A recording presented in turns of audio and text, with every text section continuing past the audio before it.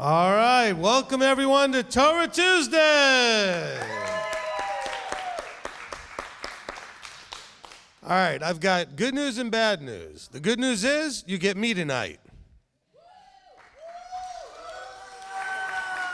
All right, the bad news is you get me tonight. Okay, so some of you saw that coming. It was pretty obvious. Okay, anyway. And part of the reason why you get me tonight is because we have a special guest who wanted to make sure to hear me tonight. That would be Mercy's aunt. So just for you, Shane's house electric didn't get installed right and all these other things, all so that Yahweh can make sure that I was here for you. Okay, and no, if you come and visit, we're not going to embarrass you quite on this level. But anyway, it's good to be back up here on a Torah Tuesday. Shane's been doing a great job, but he did have something going on with his house that he couldn't get away from today. He was hoping to be back. So you get me, which is fun. And I enjoyed the break, and I'm excited about getting into tonight's study. So it's Torah Tuesday. Welcome, everyone. We begin, as always, with prayer. So if you have a praise or a prayer request, you can go ahead and line up over here. If you're online, we've got Shamish, Gary, and Brian over on the live stream desk, as well as, I'm sure, the other Shamishes in the chat room. Please, those of you in the chat room, be respectful of those in the chat room, okay? All right, we'll begin with Ashley. I just wanted to pray, if you guys wouldn't mind, pray for patience for me, because that's probably one of my weakest spots. I do that daily. I'm sorry, did I say that out loud? You pray for you, more for me, for that.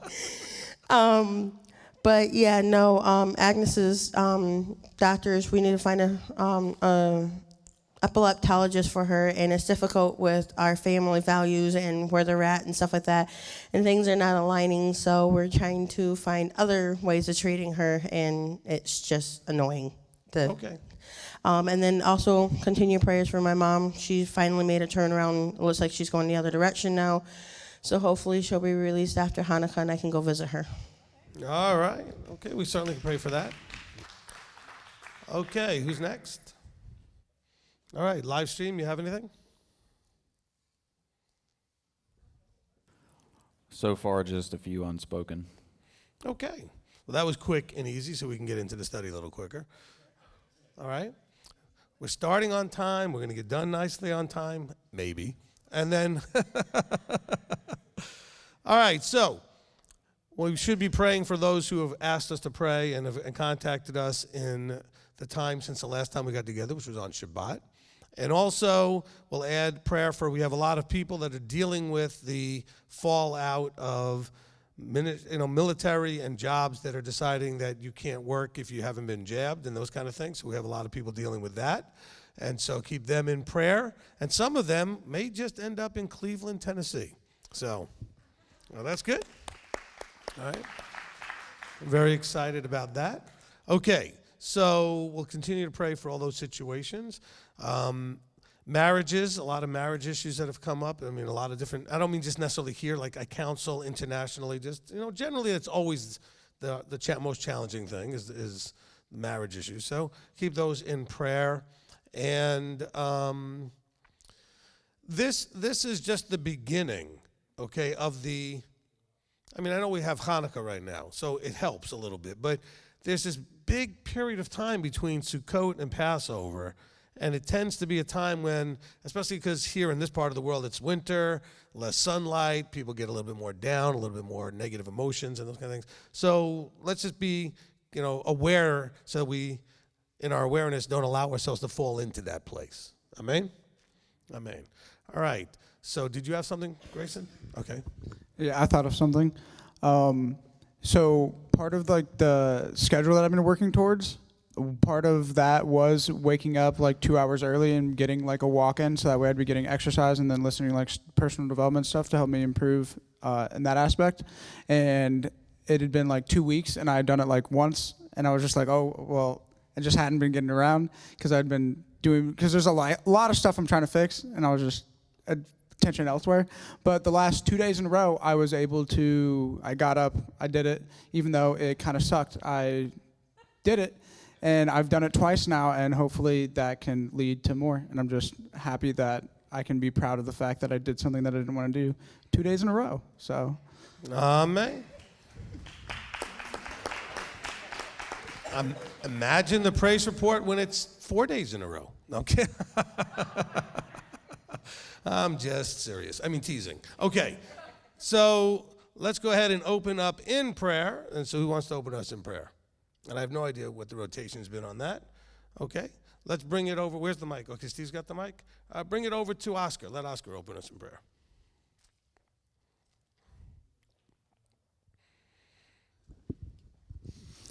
Alabino Makenu, we just come before you and just thank you for this opportunity of being able to come together as a family, as a mishpocha, to hear your word, to break it open, and to hear from our rabbi as he expounds on it once we get through the readings. We just thank you for opening our hearts, opening our minds, and allowing your spirit, your ruach, to get in and do the work that it needs to do so that we can get from where we are to where we need to be.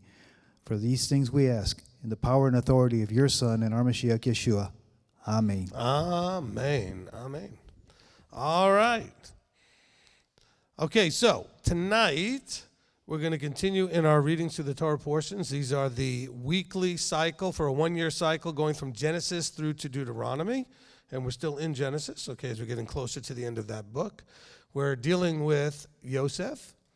And as we go through the Torah portion, so what we're going to do is we're going to read the portion, then we're going to take a break and go through some announcements. And during the announcements time, we're also going to light the Hanukkah candles for tonight, okay?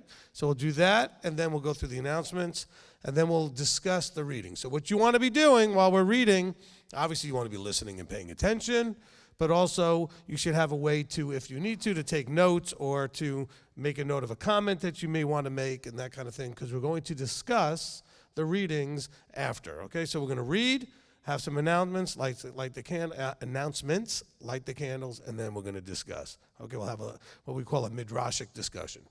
All right, so I need 10 readers. So we got, I guess we have 10 chairs out there, so that'd be about right. Okay. And I'll call you up one at a time, recite a traditional blessing over you, and tell you what verses you are reading.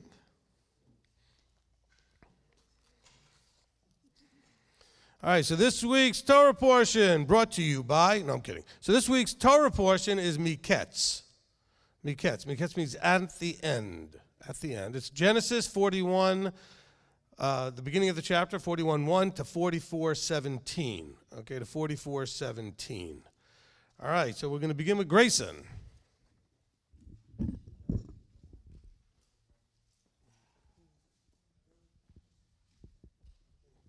All right. He who blessed our fathers, Abraham, Isaac, and Jacob, may he bless Grayson who's come to Yahweh in the Torah. May the set-apart one bless him and his family and send blessing and prosperity in all the works of his hands. Amen. Okay, you're going to read from chapter 41, verse 1 through 14.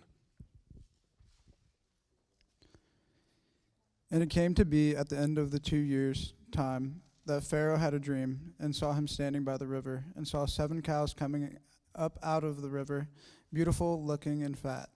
And they fed amongst the reeds. Then saw 7 other cows coming up after them out of the river, ugly and lean of flesh, and stood by the other cows on the bank of the river. And the ugly and lean of flesh cows ate up the 7 beautiful looking and fat cows. Then Pharaoh awoke. And he slept and dreamed a second time, and saw 7 heads of grain coming up on one stalk, plump and good, and saw 7 lean heads scorched by the east wind coming up after them. And the 7 lean heads swallowed the 7 plump and complete heads. Then Pharaoh awoke and saw it was a dream. And it came to be in the morning that his spirit was moved, and he sent and called for all the magicians of Mitzrayim and all its wise men. And Pharaoh related to them his dreams, but there was no one who could interpret them for Pharaoh. Then the chief cupbearer spoke to Pharaoh, saying, I remember my crimes this day, when Pharaoh was wroth with his servants, and put me in confinement in the house of the captain of the guard, both me and the chief baker. Each one of us dreamed a dream in one night, he and I. Each of us dreamed according to the interpretation of his own dream. And there was with us a Hebrew youth, a servant of the captain of the guard, and we related to him, and he interpreted our dreams for us. To each man he interpreted according to his own dream. And it came to be, as he interpreted for us, so it came to be. He restored me to my office, and he hanged him. Then Pharaoh sent and called Joseph, and they hurriedly brought him out of the dungeon. And he shaved and changed his garments and came to Pharaoh.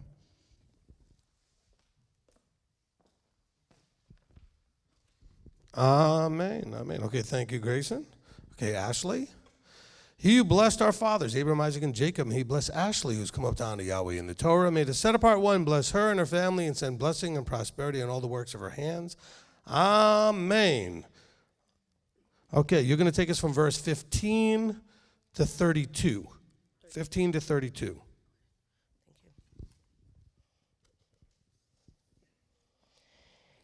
And Pharaoh said to Joseph, I had dreamed a dream, and there is no one to interpret. Now I myself have heard it said of you that you understand a dream to interpret it. And Joseph answered Pharaoh, saying, It is not me. Let Elohim answer Pharaoh with peace. And Pharaoh said to Joseph, See, in my dream I stood on the banks of the river and saw 7 cows coming up out of the river, beautiful looking and fat, and they fed amongst the reeds. Then saw 7 other cows coming up after them, poor and very ugly and lean of flesh, such ugliness as I had never seen in all the land of Mitzrayim. And the lean of the flesh and ugly cows ate up the first 7 fat cows. Yet when they had eaten them up, no one would have known that they had eaten them, for they were as ugly as the beginning. Then I woke. Also I looked in my dream and saw 7 heads coming up on one stalk, complete and good. Then saw 7 heads, withered, lean, scorched by the east wind, coming up after them. And the lean heads swallowed the 7 good heads. And I spoke to the magicians, but there was no one who could explain it to me. And Joseph said to Pharaoh, The dream of Pharaoh is one. Elohim has shown Pharaoh what he is about to do. The 7 good cows are 7 years, and the 7 good heads are 7 years. It is one dream. And the 7 lean and ugly cows which came up after them are 7 years. And the 7 empty heads scorched by the east wind are 7 years of scarcity of food. This is the word which I spoke to Pharaoh. Elohim has shown Pharaoh what he is about to do. See, 7 years of great plenty are coming in all the land of Mitzrayim. But after them 7 years of scarcity of food shall arise, and all that plenty be forgotten in the land of Mitzrayim. And the scarcity of food shall destroy the land, and the plenty shall not be remembered in the land because of the scarcity of food following, for it is very severe. And the dream was repeated to Pharaoh twice because the word is established by Elohim, and Elohim is hastening to do it. Amen. Amen. All right, Steve. He who blessed our fathers, Abraham, Isaac, and Jacob, may he bless Steve, who's come up to honor Yahweh in the Torah. May the set-apart one bless him and his family and send blessing and prosperity in all the works of his hands. Amen. You're going to take us now from verse 33 to 45.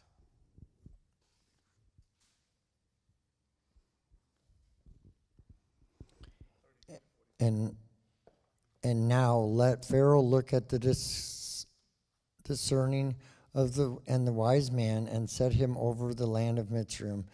Let Pharaoh do this, and let him appoint overseers of the land to take up 1/5 of the land of Mitzrayim in the 7 years of plenty, and then let them gather all the food of those good years that are coming, and store the grain under the hand of Pharaoh, and let them keep the food in the cities. And then the food shall be for a store for the land for the 7 years of scarcity of food, which shall be in the land of Mitzrayim. Do not let the land cut off by the scarcity of food. And the word was good in the eyes of Pharaoh and in the eyes of all his servants. And Pharaoh said to his servants, Could we find another like him, a man whom is the spirit of Elohim? Then Pharaoh said to Joseph, since Elohim has shown you all this, there is no one as discerning and wise as you. Be over my house, you yourself at your mouth, all my people shall kiss only in the throne. I am greater than you. And Pharaoh said to Joseph, see, I have set you over all the land of Mitzrayim.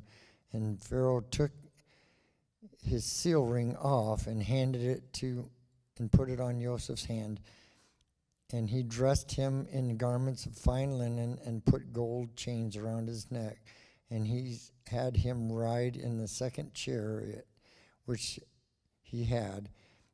And they cried out before him, bow the knee. He is set over him, over the land of Mitzrayim. And Pharaoh said to Joseph, I am Pharaoh, and without a word from me, you let no man lift his hand or foot in the land of Mitzrayim. 45? Okay. And Pharaoh called Joseph,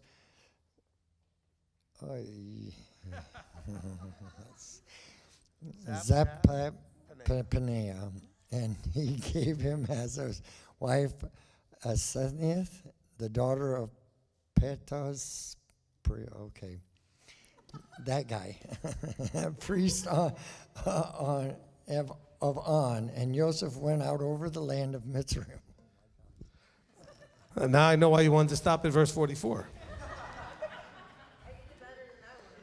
And Pharaoh called Joseph's name Zap, ready? Zaph, you got to get the ach at the end of it. Zaphnach Paneach, okay? And he gave him as a wife Aseneth and the daughter of Potiphar. Okay, Potiphar is what we normally pronounce that, okay? Potiphar. Okay, the priest of On. All right, Janet. He who blessed our fathers, Abraham, Isaac, and Jacob, may he bless Janet, who's come up to honor Yahweh in the Torah. May the set-apart one bless her and her family and send blessings and prosperity in all the works of her hands. Amen. Okay, you're going to take us now from verse 46 to the end of the chapter. Now Joseph was 30 years old when he stood before Pharaoh, sovereign of Mitzrayim. And Joseph went out from the presence of Pharaoh and went throughout all the land of Mitzrayim. And in the 7 years of plenty, the ground brought forth generously. And he gathered all the food of the 7 years which were in the land of Mitzrayim, and laid up the food in the cities. He laid up in every city the food of the fields which surrounded them. Thus Joseph gathered very much grain, as the sand of the sea, until he ceased counting, for it was without number. And to Joseph were born 2 sons before the years of scarcity of food came, whom Asenath, the daughter of Potiphar, priest of On, bore to him. And Joseph called the name of the first one Menashe, for Elohim has made me forget all my toil and all my father's house. And the name of the second he called Ephraim, for Elohim has caused me to be fruitful in the land of my affliction. And the 7 years of plenty which were in the land of Mitzrayim came to an end. And the 7 years of scarcity of food began to come, as Joseph has said. And the scarcity of food was in all the lands, but in the land of Mitzrayim there was bread. But when all the land of Mitzrayim hungered, and the people cried to Pharaoh for bread, Pharaoh said to all the Mitzrites, go to Joseph, do whatever he says you to do to you. And the scarcity of food was over all the face of the earth. And Joseph opened all the storehouses and sold to the Mitzrites. And the scarcity of food was severe in the land of Mitzrayim. And all the earth came to Joseph in Mitzrayim to buy grain, because the scarcity of food was severe in all the earth.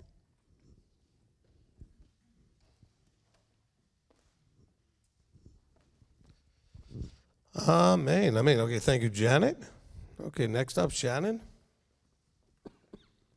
All right, he who blessed our fathers, Abraham, Isaac, and Jacob, may he bless Shannon, who's come up to honor Yahweh in the Torah. May the set-apart one bless her and her family and send blessing and prosperity in all the works of her hands. Amen. Okay, you're going to take us now to chapter 42, and you're going to read verses 1 through 13.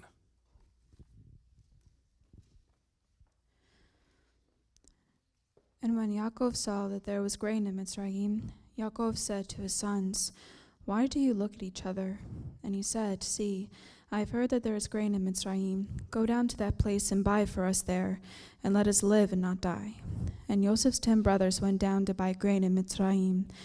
But Yaakov did not send Joseph's brother Benjamin with his brothers, for he said, lest some harm come to him. And the sons of Israel went to buy grain among those who journeyed, for the scarcity of food was in the land of Canaan. And Joseph was the governor over all the land. He was the one who sold to all the people of the land. And Joseph's brothers came and bowed down before him with their faces to the earth. And Joseph saw his brothers and recognized them, but he acted as a stranger to them and spoke to them harshly and said to them, where did you come from? And they said, from the land of Canaan to buy food. So Joseph recognized his brothers, but they did not recognize him. And Joseph remembered the dreams which he had dreamed about them and said to them, you are spies. You have come to see the nakedness of the land. And they said to him, no, my master, but your servants have come to buy food. We are all one man's sons. We are trustworthy. Your servants are not spies. But he said to them, no, but you have come to see the nakedness of the land. And they said, your servants are 12 brothers, the sons of one man in the land of Canaan. And see, the youngest is with our father today, and one is no more.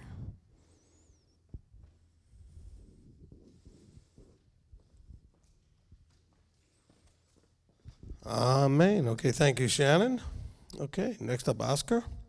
He who blessed our fathers, Abraham, Isaac, and Jacob, may he bless Oscar's come up down to Yahweh in the Torah. May the set apart one bless him and his family and send blessing and prosperity in all the works of his hands. Amen. Are you going to take us now from verse 14 to 26?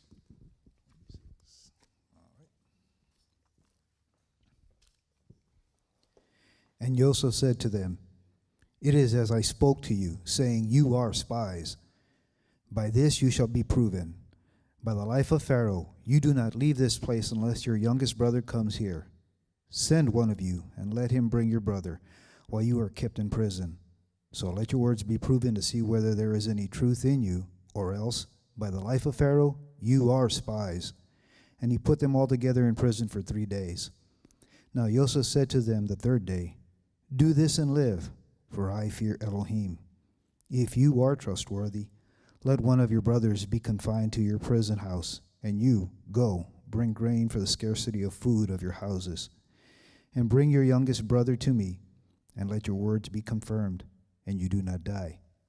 And so they did. And they said to each other, truly we are guilty concerning our brother, for as we saw the distress of his life when he pleaded with us, yet we did not listen. That is why this distress has come upon us. And Reuben answered them, saying, did I not speak to you, saying, do not sin against the boy, and you would not listen? And see, his blood is now required of us. And they did not know that Joseph understood them, for he spoke to them through an interpreter. And he turned himself away from them and wept, but came back to them and spoke to them. And he took Shimon from them and bound him before their eyes. And Joseph commanded, and they filled their sacks with grain, also to put back every man's silver to his sack, and to give them food for the journey. And thus it was done for them. So they loaded their donkeys with the grain and went from there. Amen. Amen. Okay, thank you, Oscar. All right, Tommy. He who blessed our fathers, Abraham, Isaac, and Jacob, may he bless Tommy, who's come up down to Yahweh in the Torah. May the set apart one bless him and his family and send blessing and prosperity in all the works of his hands. Amen. Okay, you're going to take us now from verse 27 to the end of the chapter. And as one of them opened his sack to give his donkey fodder at the lodging place, he saw his silver, for there it was in the mouth of his sack. And he said to his brothers, my silver has been returned, and there it is in my sack. And their hearts sank, and they were afraid, saying to each other, what is this that Elohim has done to us? So they came to Jacob their father in the land of Canaan, and reported to him all that befell them, saying, the man, the master of the land, spoke to us harshly, and took us for spies of the land. But we said to him, we are trustworthy, we are not spies. We are 12 brothers, sons of our father. One is no more, and the youngest is today with our father in the land of Canaan. And the man, the master of the land, said to us, by this I know that you are trustworthy. Leave one of your brothers here with me, and take food for the scarcity of food of your households and go. And bring your youngest brother to me. Then I know that you are not spies, but that you are trustworthy. I give your brother to you, and you move about in the land. And it came to be, as they emptied their sacks, that look, the bundle of each man's silver was in his sack. And when they and their father saw the bundles of silver, they were afraid. And Jacob their father said to them, You have bereaved me. Joseph is no more, and Shimon is no more. And you would take Benjamin? All this is against me. So Reuben spoke to his father, saying, Take the lives of my 2 sons, if I do not bring him back to you. Put him in my hands, and I myself bring him back to you. But he said, My son is not going down with you, for his brother is dead, and he is left alone. If any harm should come to him along the way in which you go, then you would bring down my gray hair with sorrow to Sheol.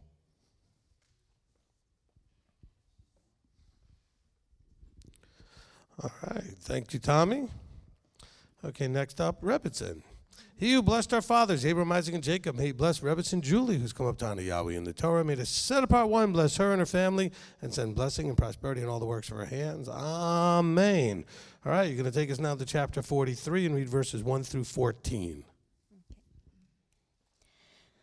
But the scarcity of food was severe in the land, and it came to be, when they had eaten up the grain which they had brought from Mitzrayim, that their father said to them, Go back, buy us a little food.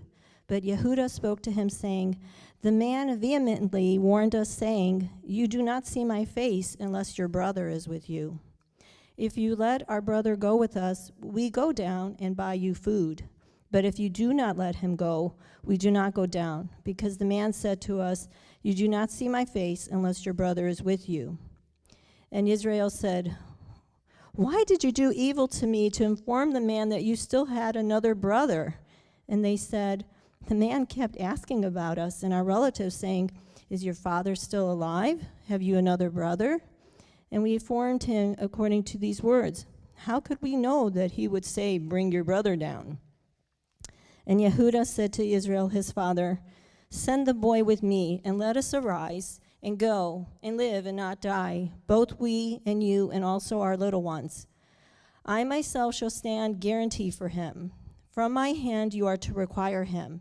If I do not bring him back to you and set him before you, then let me hear the blame forever.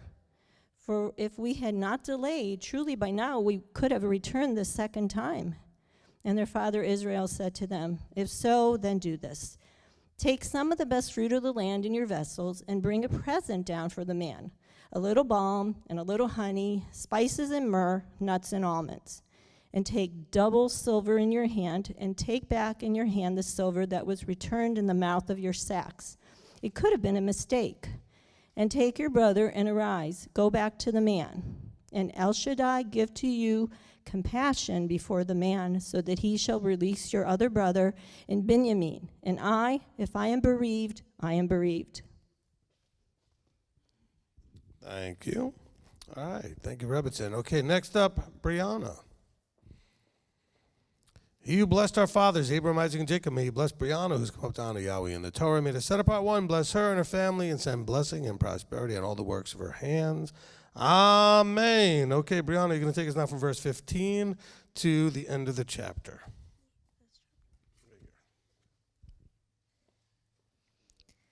And the men took that present in Benjamin, and they took double the amount of silver in their hand, and arose and went down to Mitzrayim, and stood before Joseph.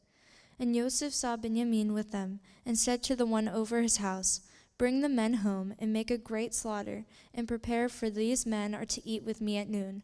And the man did as Joseph said. And the man brought the men into Joseph's house. And the men were afraid, because they were brought into Joseph's house, and they said, It is because of the silver which was put back into our sacks the first time that we are brought in, to throw himself upon us and fall upon us, to take us as slaves, our donkeys too. So they came near to the man over the house of Joseph, and spoke to him at the door of the house, and said, O my master, we indeed came down the first time to buy food. But it came to be, when we came to the lodging place, that we opened our sacks and saw each man's silver in the mouth of his sack, our silver in its weight, and we have brought it back in our hand, and we have brought down other silver in our hands to buy food. We do not know who put our silver in our sacks. But he said, Peace be with you. Do not be afraid. Your Elohim and the Elohim of your father has given you treasure in your sacks. Your silver had come to me. And he brought Shimon out to them. And the man brought the men into Joseph's house and gave them water, and they washed their feet. And he gave their donkeys fodder. And they made the present ready for Joseph's coming at noon, for they heard that they were to eat there. And when Joseph came home, they brought him the present which was in their hand into the house, and bowed down before him to the earth. And he asked them about their welfare, and said, Is your father well, the old man of whom you spoke? Is he still alive? And they said, Your servant our father is in good health. He is still alive. And they bowed their heads down and did obeisance. And he lifted his eyes and saw his brother Benjamin, his mother's son, and said, Is this your younger brother of whom you spoke to me? And he said, Elohim, show favor to you, my son. And Joseph hurried, for his emotions were deeply moved towards his brother. And he looked for a place to weep. And he went into his room and wept there. Then he washed his face and came out, and controlled himself, and said, Serve the food. And they set him a place by himself, and them by themselves, and the Mitzrites who ate with him by themselves. For the Mitzrites could not eat food with the Hebrews, for that is an abomination to the Mitzrites. And they sat before him, the firstborn according to his birthright, and the youngest according to his youth. And the men looked at each other in astonishment. And he took portions to them from before him. But Benjamin's portion was 5 times as much as any of theirs. And they feasted and they drank with him.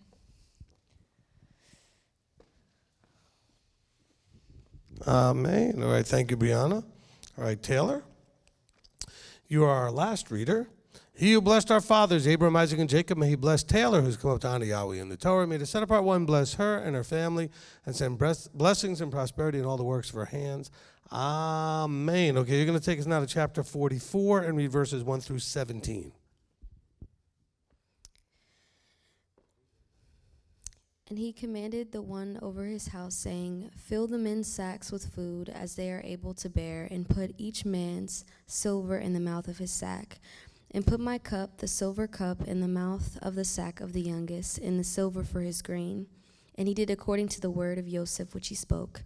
As soon as the morning was light, the men were sent away, they and their donkeys. And when they had gone out of the city, not having gone far, Joseph said to the one over his house, Rise up, follow the men, and when you overtake them, say to them, Why have you repaid evil for good? Is this not the one from which my masters drink, and with which he indeed divines? You have done evil in what you have done. So he overtook them and spoke these words to them, and they said to him, Why does my master say these words? Far be it from us that your servant should do according to this word. See, we brought back to you from the land of Canaan the silver which we found in the mouth of our sacks. How then should we steal silver or gold from your master's house? With whomever of your servants it is found, he shall die, and we shall become my master's slaves as well. And he said, Now also let it be according to your words. He with whom it is found becomes my slave, and you are innocent. And they hurried, each man let down his sack to the ground, and each opened his sack. And he searched with the oldest first, and with the youngest last, and the cup was found in Benjamin's sack. And they tore their garments, and each man loaded his donkey, and went back to the city. And Yehudah and his brothers came to Joseph's house, and he was still there. And they fell before him on the ground. And Joseph said to them, What deed is this you've done? Did you not know that a man like me indeed divines? And Yehudah said, What do we say to my master? What do we speak, or how do we clear ourselves? Elohim has found out the crookedness of your servants. See, we are my master's slaves, both we and he also with whom the cup was found. But he said, Far be it from me to do this. The man in whose hand the cup was found, he becomes my slave, and you go up in peace to your father.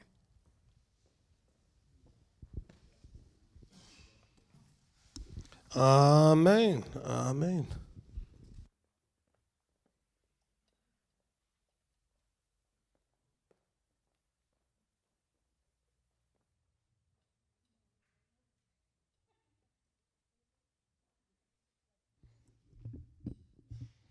All right. Amen. All right. Thank you, readers. Excellent job.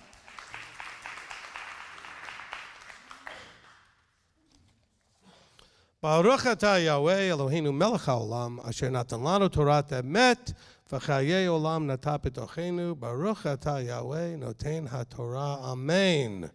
Blessed are you, Yahweh your Elohim, King of the universe, who has given us a Torah of truth, has planted eternal life in our midst. Blessed are you, Yahweh, giver of the Torah. Amen. Amen. All right. So we're going to go ahead and have our little Hanukkah celebration briefly here. So tonight is what night? Third night. So we're going to light 3 candles. Brianna's going to come up and lead us in the blessings. We do have some copies of the blessings. Were we able to get it up on the screen, Julie?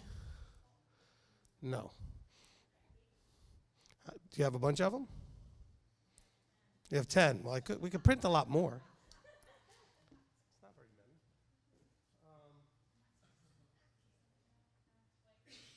What? Yeah, you can come up. I'll give you one. I'll give you this one. All right, let's hand out some of those, and we should have printed out more. That's okay. See if we can have people share them. Do you need this? Okay. All right, so, of course, we need a camera on us over here. There we go. Rick's getting that done.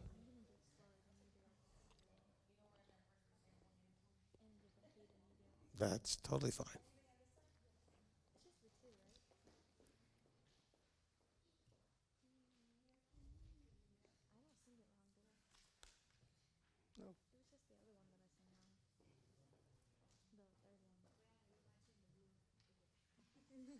Yeah.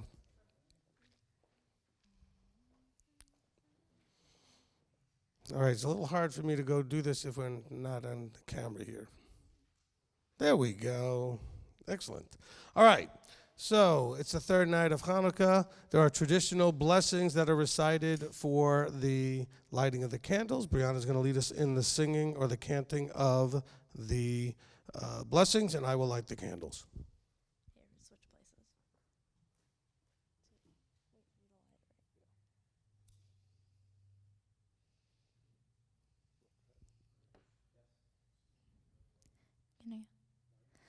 Baruch atah Yahweh Eloheinu melech haolam asher kidshanu b'mizvotav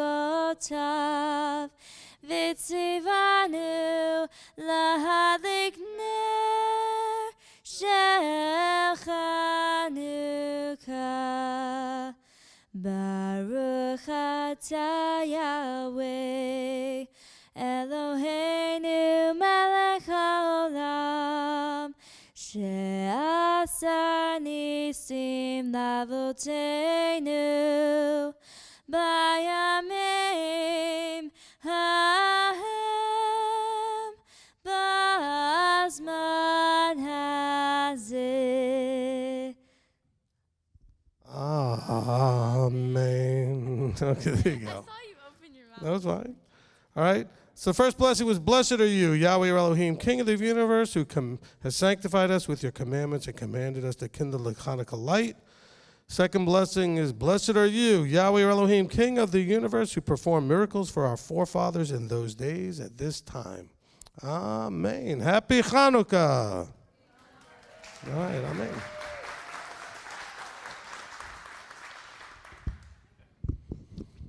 All right. And we'll talk more about that here in a second as we go through the announcements.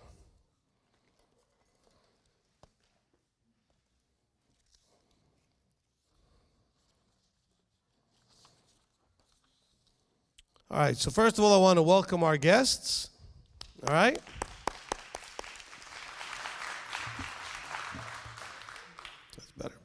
All right, so we do have some guests, I'm sure, online. We've got guests here today as well. We do want to make you feel welcome. We are, after all, children of Abraham, and we should exemplify the trade of hospitality. How many we got on there right now, Brian? Good. There we go. 193 devices. Okay, 193 devices logged on tonight. Fantastic. Maybe one day there'll be a 1 in front of that. Or at the end of it. It doesn't matter which side you put that 1 on. It won't bother me at all. Okay, so. Fantastic. Well, again, it's just a measure of our being available to people. That's what we're trying to do, is see that we're being available to people that need something to do, to study the Word, to meet together on a Tuesday night. And so we're here doing that. All right, so for those of you that are new, I want to tell you a little bit about what we do as far as what we provide that you can be blessed with, hopefully. So we do this every Tuesday night. So we started at 6:30, a little over 45 minutes, almost 45 minutes ago. We started at 6:30, and we do this every Tuesday at 6:30. It's what we call Torah Tuesday. We go through the weekly Torah portion cycle, which is the 1-year cycle of going from Genesis through Deuteronomy. Okay, so each week we go through about 4 or 5 chapters, as is the traditional Jewish way of doing it, as our brothers in Judah, and we read a little bit about Judah today, have done this for centuries. It seemed to us that would be a good practice as well. And we certainly get a huge blessing out of going through the Chumash, the first 5 books. All right, so you're welcome to join us live on YouTube every Tuesday night. All right, we also stream live on Shabbat, okay, on Saturdays. We do that at 1:15 Eastern Time here on YouTube. Okay, our Shabbat service, it runs from about 1:15 to about 5:30. Okay, so you're welcome to join us for that. And hopefully someday we'll be able to provide you with more congregations near where you are that you could attend as well. All right, so our service, you may be thinking, wow, 4 hours plus? Yes, 4 hours plus. Enjoy it, come, and you'll see why it's 4 hours plus. Probably because some guy currently in a green shirt talks too much. But anyway, but that's the most likely reason, I'm guessing. No, it's a great time. We pray, we sing, we have prayer time, right? We study the Word, we have announcements, we have a great discussion about the teaching, we have a teaching. I mean, all this stuff. What else are you going to do on a Saturday, right? I mean, otherwise you'd be sitting home going, I don't know what to do with myself all day. So we give you a big chunk of it already handled for you, right? All right. Then we have a program for the children. It goes along with the weekly Torah portion cycle. It's called Parsha Pearls. Okay, you have a separate website for that, ymtoi.org. Okay, so our main website is mtoi.org, and that's where all of our ministry stuff is. But we have a separate website for the youth program. The youth program is free, and at ymtoi.org, Young Messianic Torah Observant Israel. And it's broken up into 2 groups. We have the Gem Seekers and the Pearl Seekers. The Gem Seekers are the younger group, age 5 through 8. The Pearl Seekers a little bit older, ages 9 to about 19. And we say 99 plus because really it'd be good for all of you. I mean, I think anybody would enjoy the Parsha Pearls program. It's in the form of a PDF. Actually, there's 2, one for each one. And a PDF that you can download. And in it, there's about 35 pages. It's just robust with materials so that your children can engage with the Word at their level. Okay? So it goes through the Torah portion cycle. So like this week, we're doing Miketz. Miketz published on Sunday. So we publish it on the Sunday in advance for that whole week. The same study we're going to be doing on Tuesdays, and traditional Judaism we'll be doing on the next Saturday. Okay? All right. So what do you get in the Parsha Pearls program? You get a lesson, you get lesson questions, you get Hebrew word studies. So you get some flashcards with Hebrew words on it, memory verses, word searches, crossword puzzles, mazes, crafts, notebook pages, coloring pages, even a song and a snack, and every single part of that is Torah portion related. In other words, it's not just a Torah portion lesson and some questions and a bunch of fluff other stuff. The crossword puzzle and the maze and the craft and the song and everything is related to that week's Torah portion. So it's fantastic. It's stuff that we developed ourselves in-house. Fantastic job by my wife, Rebbetzin Julie, and her team putting that together. Okay? All right. And by the way, sometimes some of you might think, why does he always have to compliment his wife? Because this is one of the things that we do in the ministry that requires almost none of she handles it so beautifully, and I don't have to really do a whole lot for it. It's fantastic. Okay? And in this ministry, or in any ministry, those are really blessings when you find them, things that actually handle themselves and run smoothly. So, and her program runs really smoothly, at least from my point of view. From her point of view, when you're producing anything, it can get its hiccups and fun. But from my point of view, it runs very smoothly, so fantastic. All right, so ymtoi.org, free, Parsha Pearls. Enjoy the program. Use it for Sabbath school. Use it for your homeschooling, and the children will love it. All right, audio scripture readings. So our own Shira Wendling has produced for us. Done a fantastic job of producing the scriptures in audio version so that you can go ahead and listen to the word. The entirety of scriptures there from Genesis to Revelation.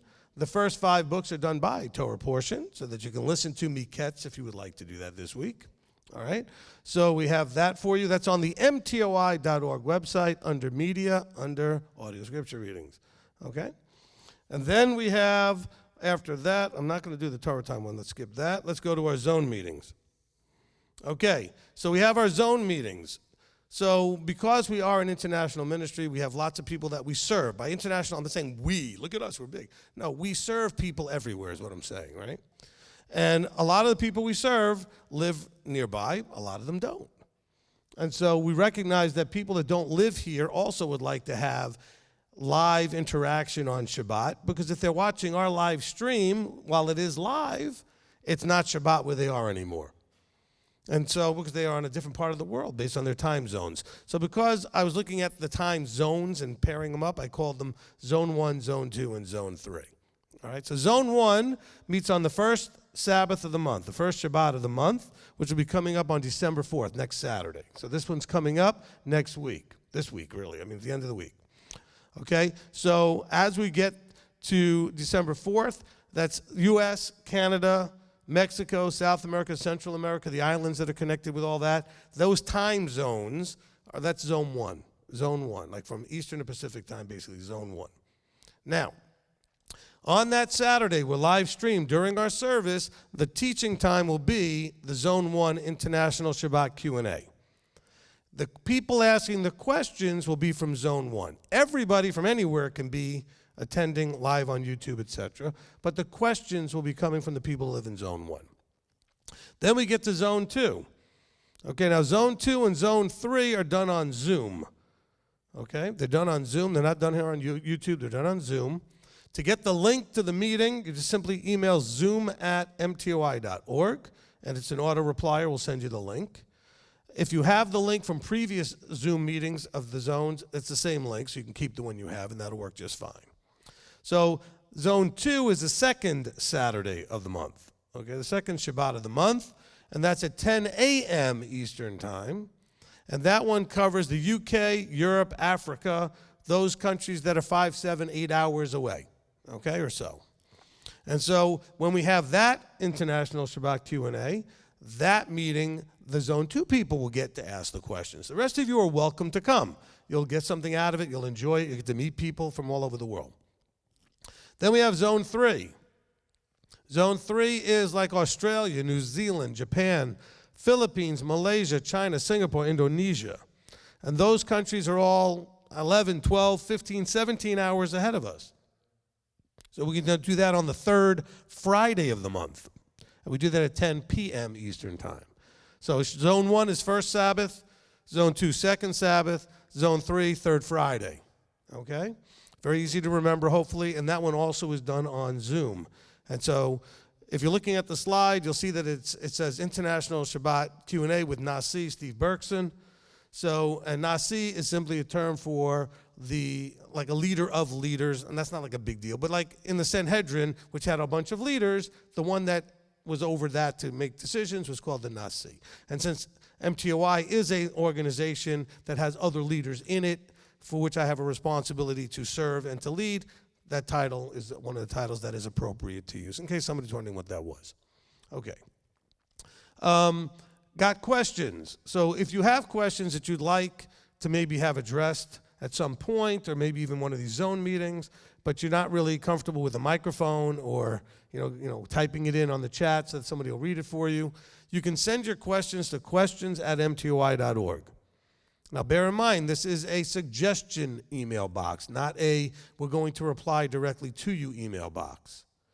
If you have a question that you need answers to, like right now, you can send it here, but you also need to send it like to our admin@mtoi.org box, or call us at our 423-250-3020 number, okay?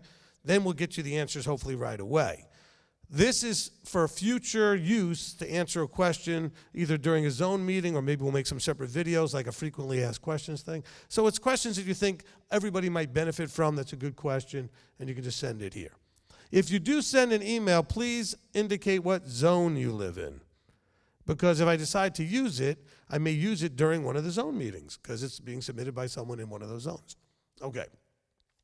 Then we've got on our calendar of things happening, so right now it is Hanukkah. Okay, so Hanukkah runs until December the 6th, and so we're going to continue to celebrate that, and we're going to have, in the next two slides you'll see, we're going to do some Hanukkah things on Friday and Saturday this week, because Friday, you can go to the next slide, is our Erev Shabbat for December. Okay, so December 3rd. And so we're going to have our Erev Shabbat service at 6:30. So if you come here a little earlier, hopefully bring your food, be ready to go. We're going to do this Shabbat style, which means you bring enough food for your family, and like picnic style, as we say. And so we'll start our service at 6:30. The service is very, very short, about 30 minutes at the most, and then we'll have our meal together. We'll also be lighting the sixth candle. Right, sixth candle that night? Yeah, sixth candle. Okay? So that'll be on the Friday, this Friday. And then on Saturday, okay, so this Saturday is also Rosh Chodesh Tevet. Actually, Saturday isn't Sunday, but Saturday night after sundown, it is going to be the Rosh Chodesh for Tevet. So we're going to have our next new moon service Saturday night after service, after we have our meal. Okay, oneg means delight. This is after Shabbat service and oneg, our meal. So at 7 o'clock, we're going to go ahead and stream the service. So we'll stream the Rosh Chodesh service. So the Saturday service live, the Zone 1 service live, will end at about 5:30. Then we'll break, and then we'll have our meal. We'll light our candles. We might wait to light the candles to the Rosh Chodesh. So we'll do that at the same time. And then we'll go live again at 7 o'clock, okay? All right. Then we have our leadership meetings coming up. So the next leadership meeting will be on the 12th, on December 12th. So keep that in mind when you're doing your prayers, that we would love you to pray for the leadership meeting, okay? So that's the leaders from all around the world. They get together once a month and spend a Sunday afternoon only trying to understand what Abba would like us to do to serve his body as effectively as we can. All right? So it's fantastic. All right, then Purim is coming. Yeah, come on. All right, Purim is Thursday night, March 17th. Okay, we're going to have dinner, and we're going to read the book of Esther, the Megillah. We're going to read the book of Esther on Thursday night. Okay, we're not going to be streaming this, but we are, just for you that are here, we're going to have dinner, and we're going to read the book. All right, then Passover 2022. All right, Pesach is coming. And anybody who wants to know how to say this correctly, it's Pesach. Not Pesach or Parasox or some other thing, but Pesach. Okay, Pesach is coming, and that's April 15th through the 24th. So the 15th, that Friday night, is the Passover meal. Saturday the 16th is the first holy day. Friday the 22nd is the last holy day. All right, so because it ends on a Friday, it goes right into Shabbat, we're going to stay through all the way to Sunday. Okay, so we're planning the events, and the schedule will include all the way till the 24th. And so I haven't posted that yet. I should be posting it this week. I just need to review it with some of the other leaders to make sure what the areas that they're doing, especially the MTOI program, that I have the schedule right. Okay, so I want to make sure that's all correct before we post it, but it should go up this week. So I'm hoping to have that up before Saturday, so that when I get up here on Saturday, I can announce that it's now available to schedule. However, what is available is you can register now. We have 85 or so people already registered. All right? Okay, so to register, there's two ways you can do it. We prefer that you would call, if you can, 423-250-3020. Call, and we'll fill out the forms for you. We'll take your information over the phone. You can pay for your registration or your meals altogether on PayPal, or you can just have us run your card over the phone, and we can handle all those things. Or you can fill out the form. Let me say it a different way. You can call up and register and still mail us a check. If you'd rather not use credit or anything, you can mail a check to follow up with your form. You are not considered registered until you pay. All right? Because I don't want people to think, oh, I registered. Well, if you never paid, you didn't register. Okay, so, it's good that you get us your information, but until you pay, you're not actually registered. Okay? Now, if you go to the MTOI.org website under Passover, okay, MTOI.org/Passover, there's a form there that you could download yourself. You could actually fill it out online and then print it out or save it, and then you could email it to us. If you're going to email it, you're going to email it to feasts, like plural, F-E-A-S-T-S, feasts@mtoi.org. If you want to just print it out and snail mail it to us with a check, that's fine too. If you're going to fill it out yourself, which is why I said I prefer you just call us, please fill it in by typing it in on the form or handwriting that we can read, and make sure that your contact info, at least a phone number and an email, work that we can read, okay? So that we can contact you in case there's anything wrong with your form, or maybe what if the world goes crazy between now and Passover, we need to reach you in some way. So just give us a way to reach you for sure. And that's on the MTOI website, and so you can do that. It is a form you can fill out on your screen, but it doesn't save it and then send it to us automatically. Just got to say that, because some people are going to fill it out and think, oh, I filled it out, they're going to get the form. Not unless you print it and mail it to us or save it and email it to us, okay? It's just a little benefit that you can go ahead and fill it out at least, all right? So you can type it in. All right. So that will be April the 15th through the 24th. For those of you that aren't going to be able to attend, just don't forget that you need to have the holy days off, which obviously is Saturday. You would have off for the first holy day, but the second one, which is Friday the 22nd, you'll need to have that one off. All right, I think that's going to cover it for the announcements. Do I have anything else? No? Yes? Is there any point at which we can bring our own Hanukkahs and light them? Yeah, that would be Saturday, right? Okay, so anybody, actually, we're supposed to announce that, so you didn't remind me of that one. Okay, do you want me to tell everybody they should bring their Hanukkahs on Saturday? Friday too? We did announce it? Okay.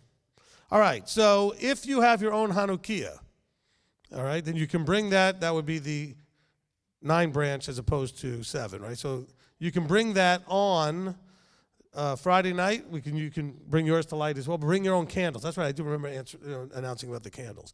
Bring your own candles. Bring your Hanukkah, and we could do that Friday night and Saturday. Now, Saturday, there will be a kids program also, where they'll be singing some Hanukkah songs, etc., and so that'll also be going on Saturday night after we eat. Okay, anything else? Okay. All right, so it's time for the Midrash. Time to discuss this week's Torah portion. All right, so if you have any comments or questions, you can line up right over here, or if you're online, we got Brian over there with Gary. They're going to go ahead and take down your comments and questions, and then we'll get those read over the microphone, as many as we can. All right. Ashley's going to get us started. Only legit questions, right? Because I have about 40. First one, 41:21. Yet when they had eaten them up, no one would have known that they have eaten them, for they were as ugly as the beginning. Then I awoke.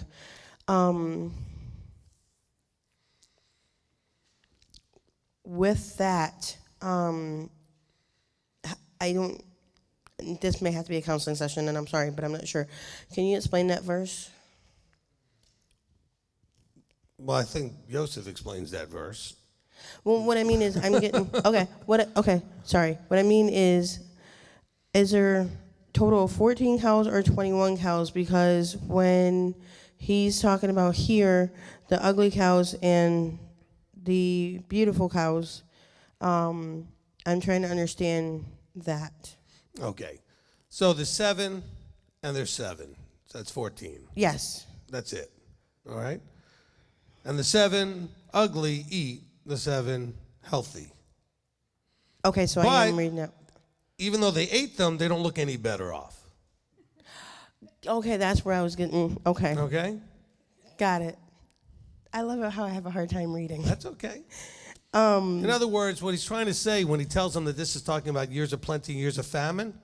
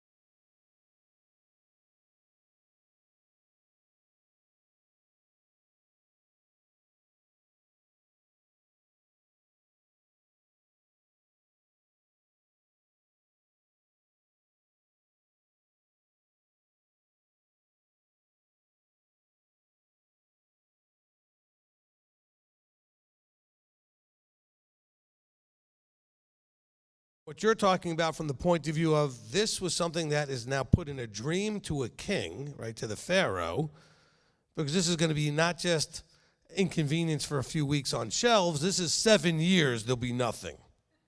Okay? That's a whole different level of scarcity. So as far as us today, yes, we should be observing that there are cycles.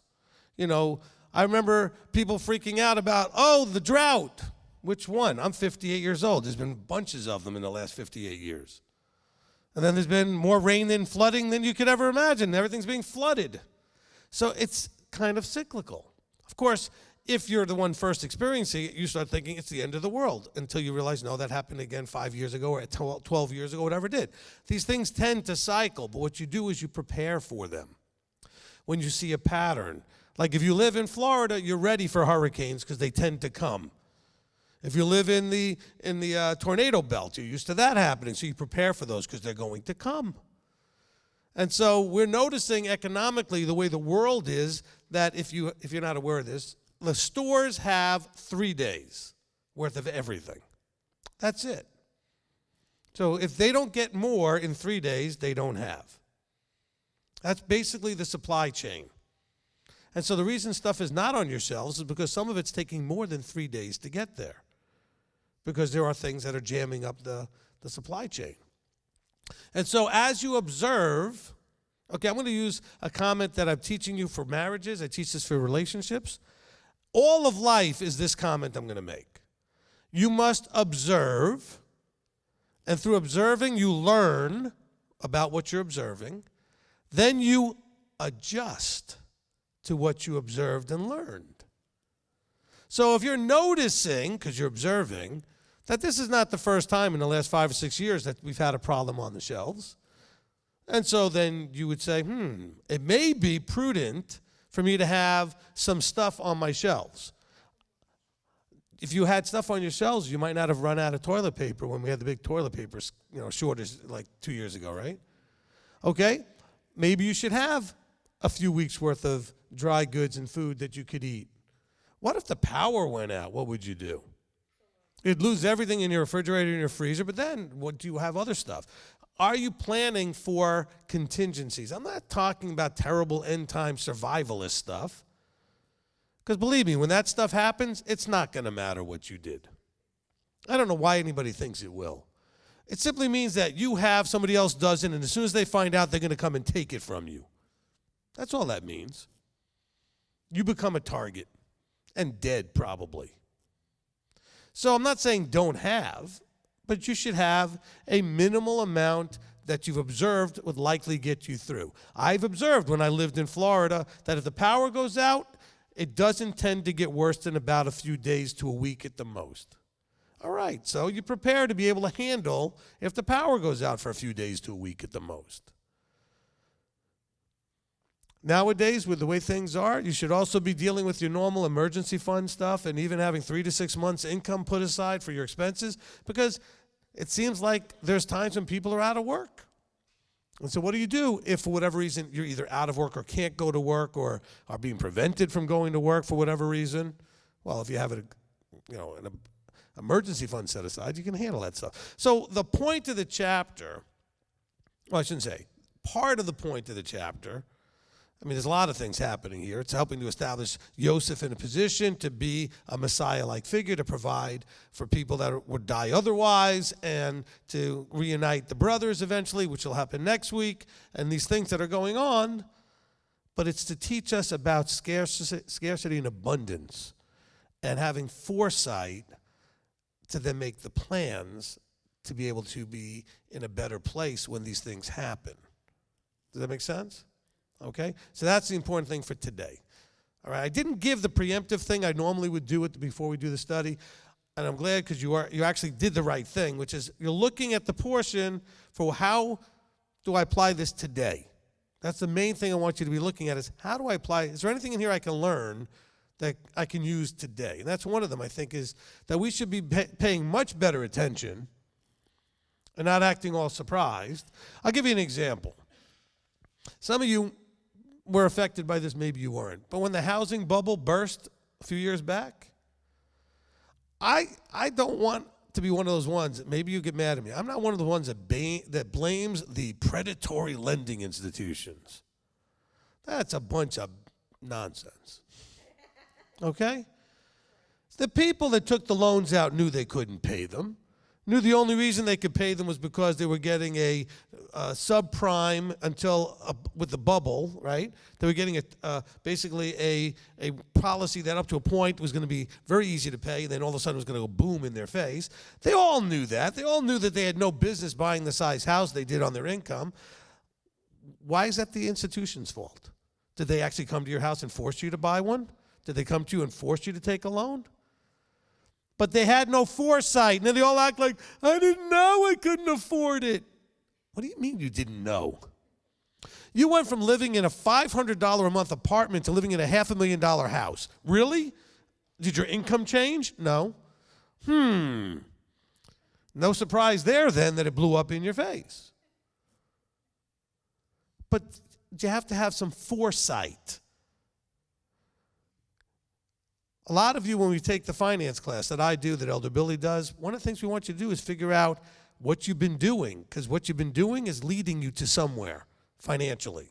Just like what you've been doing is leading you to somewhere spiritually. What you've been doing is leading you somewhere in your relationships. But then you end up that somewhere and you act all surprised, even though everything you've done has led to that. And you sit there going, I don't know how I got here. Come on, really? Because you're not paying attention. Now, in this case, it's not about paying attention. In this case, a dream was given. All right? And by the way, this little opportunity for me always throwing my little vertical stuff in there. You know, the prophets generally were sent to who? The kings, right? So here, a king essentially is given a dream, but he needs a prophet to tell him what it means. Because this is not a dream coming from Baal, it's a dream coming from Elohim. And so it requires a prophet of Elohim to tell him what it means. And again, he could have given Pharaoh a clear idea. By the way, Pharaoh, this is because we're going to have a famine and you need to get ready. So part of this is showing how these things work. It takes an anointed person to speak on Yahweh's behalf, even though the download to whatever degree was given directly to the Pharaoh. Pharaoh had the dream. He just didn't know what it meant. And, you know, Joseph says, I'll try and do it if the interpretation comes from Elohim, not from me. Okay? So tell me what you dreamed. And so let's just kind of keep that in mind as well. All right. Because he says, it's not in me, let Elohim answer Pharaoh in peace. It's verse 16. All right? That was one of the verses I had. The peace part was like, oh, yeah, I mean. Okay, so what's the peace part? Just so I know you were excited about it, but the peace part is like, when you let Elohim interpret, you should have peace. whether you like what he says or not, but you should have peace. And that's what he said. Let Elohim interpret, and you shall have peace. And that's important. Now, of course, if he listened to Joseph, didn't like what Joseph said, didn't want to listen to Elohim, he wouldn't have had any peace. And the reason he went to Joseph or wanted somebody to interpret, because he had no peace. He kept having these nightmares, and he didn't know what to do. All right, Janet? Yes, thank you, Rabbi. And the other thing is that I take from it is that he got initially he sought counsel from not the good people, right? Initially he went to the magicians and everybody, the wise man, but then he went to Joseph, and I think it's important for us. I mean, what I take is that I need to be careful where I go for counsel, right? And not just listen to anybody, but if there is an issue, talk it with my husband and then come to you, to figure out what's the best. Okay, let me just repackage that a little bit. If this had been from a wrong source, then seeking them for answers would have been the right thing to do. The point that you're making is that if it's Yahweh, then you need to seek Yahweh for answers. You can't seek others for answers. You have to seek anointed of Yahweh for answers. Because had this been something bizarre that came from some demonic other source, well then sure, go seek your other, This was from Elohim. He didn't know that. Joseph told him it was. He says, the dream is from Elohim, he says. I says, okay. And because of that, you can't get anybody else to answer you what it's about. It has to be someone who's a servant of Elohim. And that makes your point, which is I shouldn't go somewhere else to get interpretations about Elohim except to an anointed of Elohim. Okay? Thank you for that. Okay. And then in verse 14, it caught my attention that he shaved and changed his garments and came to come to the king. And so it's a little bit kind of what we do on Shabbat, right? We change our garments, we cleanse our hearts to come before the king. But then 33, 36, to me was like Joseph not only gave the interpretation that came from Elohim to Pharaoh, but he also gave him good counsel on what to do, right? He said, well, now this is what you should be doing, gather the food for 7 years, and he had a plan. That's everything played out according to that plan. In the whole chapter, they came and then he started selling whatever they gathered because they, he was right. He was following what he was getting from Elohim, I have a question about So wait. 50. The thing you just said, though, all right, is that when we're looking at the idea, okay, so say it again what you said. So he went over, just give it to me again, because I had the answer, then you started to go to the next place, and I lost my spot. Yeah, he gave the interpretation. Okay, that was of it. the dream. All right. We got to remember this. Interpretation isn't just saying your dream means there's going to be scarcity and there's going to be a famine. Okay, there's a famine coming. And there's going to be abundance before it. Elohim's going to always give, especially through the anointed, Jeremiah had it, Isaiah had it, they all say, this is what's coming, this is what you need to do. So there's two parts to it. There's this is what's coming, or this is what this means, and this is what you need to do. All right? I mean, that's my whole role. What I've been telling you for the last 10 years has been, this is what's coming, this is what your life is supposed to be, and this is what you need to do. Okay, not from me, but from him. What he says, he's always said to me, don't tell them all about how it all plays out and what's going to happen. Tell them what they need to be doing so that when it does happen, they're in the right place. Okay? And that's the interpretation of the scripture that you get from me, is how to apply this in your life so you become the type of person he's been intending you to become. All right? And that's the kind of interpretation. So Joseph's giving a full interpretation. He says, yes, there will be abundance. Yes, there will be a famine. So here's what you need to do. You need to find a discerning person who's wise, that's going to know what to do and take things and prepare during the abundance for the famine. And of course, Pharaoh goes, I got these clowns here working for me. You seem to be a whole lot smarter than them. We're going to pick you. Go ahead. And my question was from 55. Is it 55? When it says, it's talking about you should go with and do what he says, right? It says, but when all the land of Mitzrayim hungered and all the people cried to Pharaoh for bread, Pharaoh said to all Mitzrayites, go to Joseph, do whatever he says to do, right? So Amen. I was thinking about how Pharaoh was like the head, like, right? And then Joseph was like second, so it's almost like father is the only one greater than Yeshua, and then it's Yeshua, and then he's telling us do what Yeshua says, do what Torah says. So I don't know, I made that connection, but I don't know if it's All right, I'm right going or to make a comment that's going to make Billy happy, so I'll just say a comment.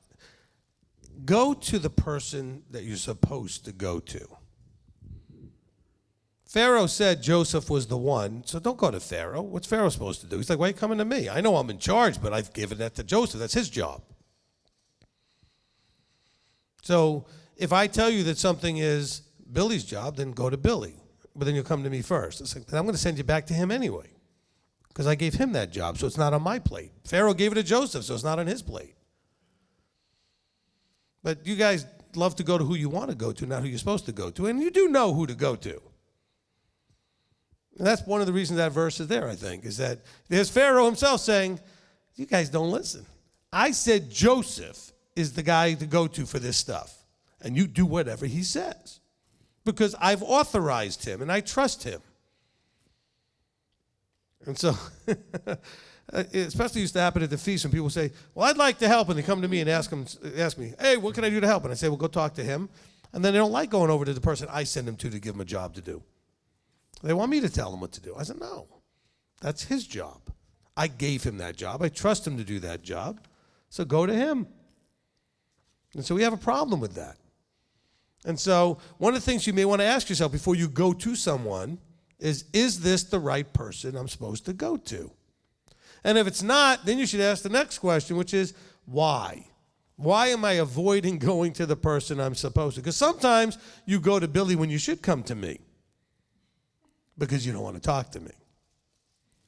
Okay? And so you'll go to my wife, because a lot of people like to make do the end play around the rabbi or the pastor and go to the wife. Listen, go to the person you're supposed to deal with for whatever it is that you're dealing with. That's the best way to get whatever it is you need to get done or handled. Any other thing is only going to make more work and slow down the process. Not going to work. Okay? And if the leadership structure is right, whoever you go to won't let you anyway if they're not the right person. See, the problem is when it's wrong, they're going to try to do it anyway because they want to help you even though they're the wrong person. But if you try that with the staff I have today, mostly that staff has got it down where if you go to the wrong person, they're going to tell you, you're at the wrong person. You need to go talk to that one. And you're going to get redirected. So that you learn to go to the right person for each thing, okay? Because then you're recognizing there's authority and there's delegation of authority and those kind of things. And delegation of authority is exactly what Pharaoh's talking about right here. I delegated that to Joseph. Why are you coming to me? Go to him. Do what he says. Well, we might not like what he says. And what's your point? How is that relevant? Do what he says, okay? All right, next. Well, actually, let's go to live stream, Cheryl. We'll just wait for you for a second. Go ahead, Brian. All right, from Annie Uden, verse 51. Does Manasseh have a bad meaning or good? Does Manasseh what? Have a bad meaning or a good meaning? No, look, he's saying this in a good way. I mean, he loves his son, and he's glad that his son is helping him to ease his emotional pain of longing for his family. Okay, what else? From Just D, verse 3.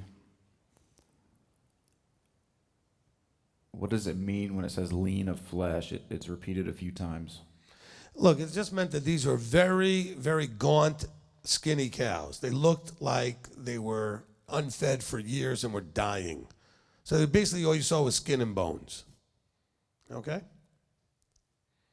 Last one's from Delia. It doesn't have a specific verse, but she said, Joseph feeds Benjamin 5 times what his brothers have and calls him a youth. If Joseph was in prison 13 years and the 7 good years had passed and they were in the bad years, shouldn't Benjamin be more than a youth, or was he not born when Joseph was shipped off to Egypt?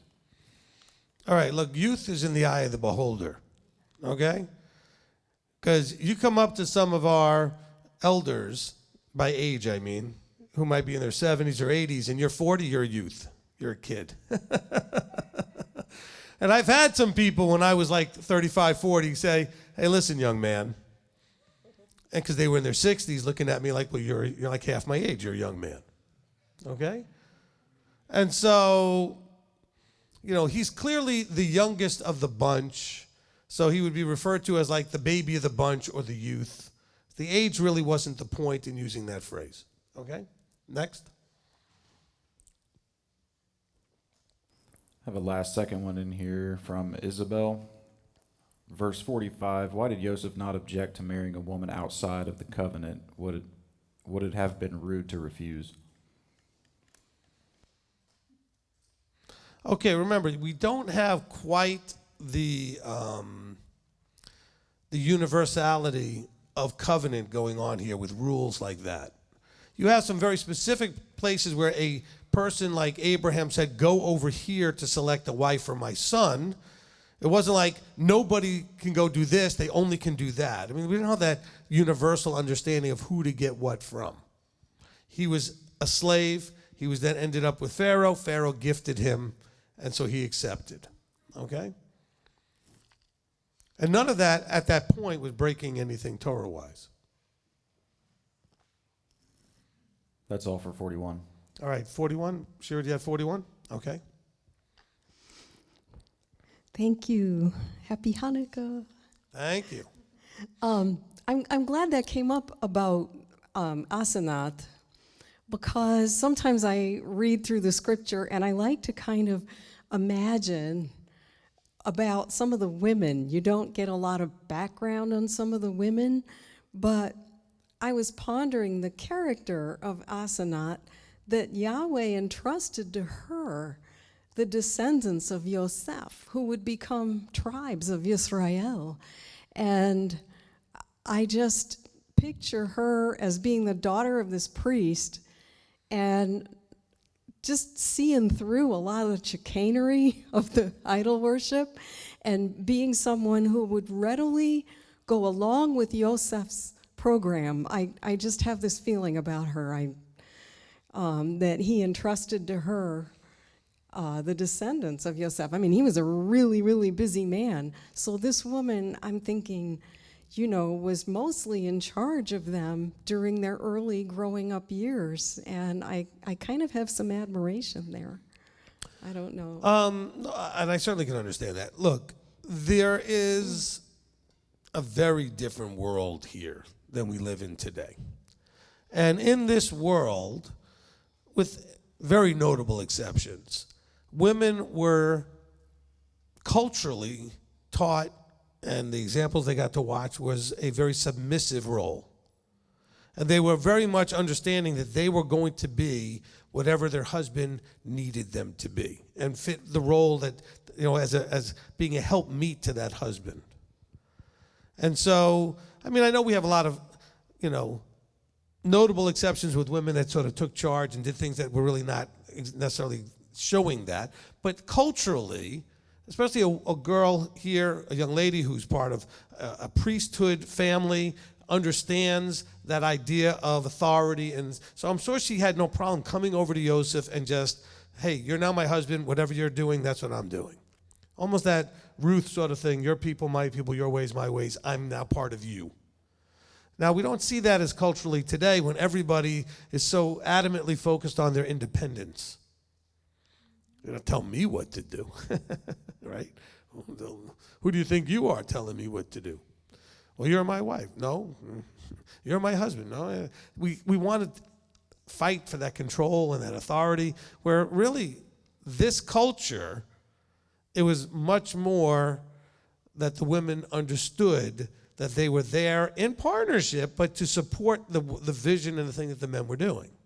Which is why when Scripture tells us that you are to be a helpmeet as a woman, to be a helpmeet to the man. What does that mean? It doesn't mean that you're there to slave and just clean and cook and whatever. It means that you're there to support and be a part of his vision.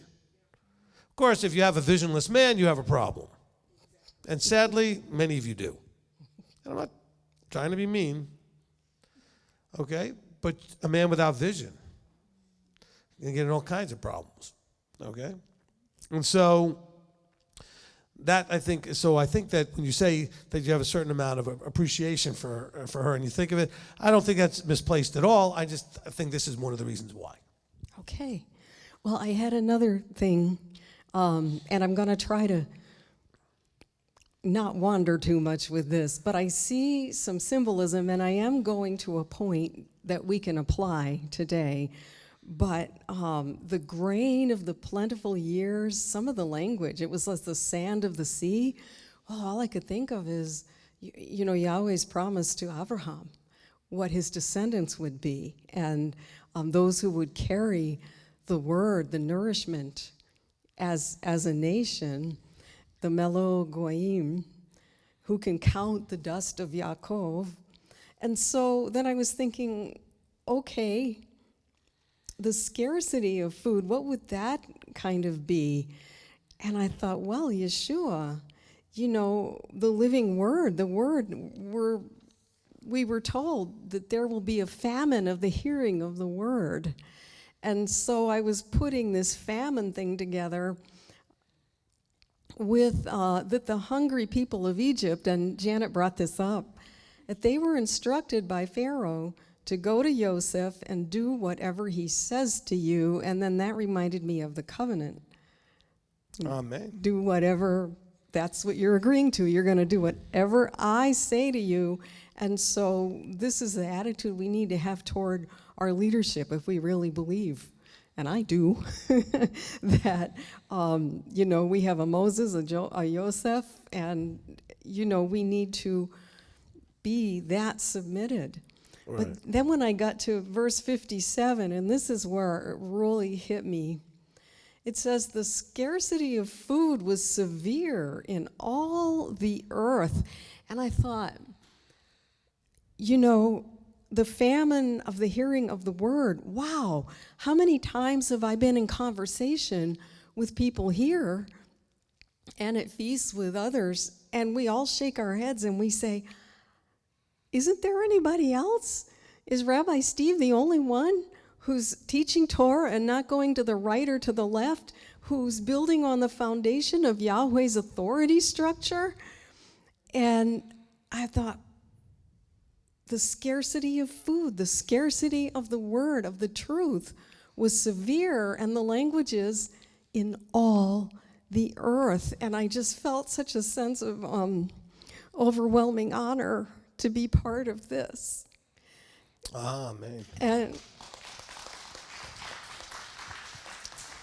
so, but Yahweh has a remnant, and he has a deliverance prepared. Amen. So praise him. Amen. Now, earlier, Shira mentioned the Melo Goyim, and that's not, they didn't end up in Haight-Ashbury. I mean, they weren't Melo Goyim. Okay, it's a fullness of the Gentiles. Okay, just the Hebrew into English. But anyway, this was funny when you said Melo Goyim. They're just Melo Goyim. The nations are just mellow. They're the Israelites that migrated to Southern California. Okay, so. All right, next.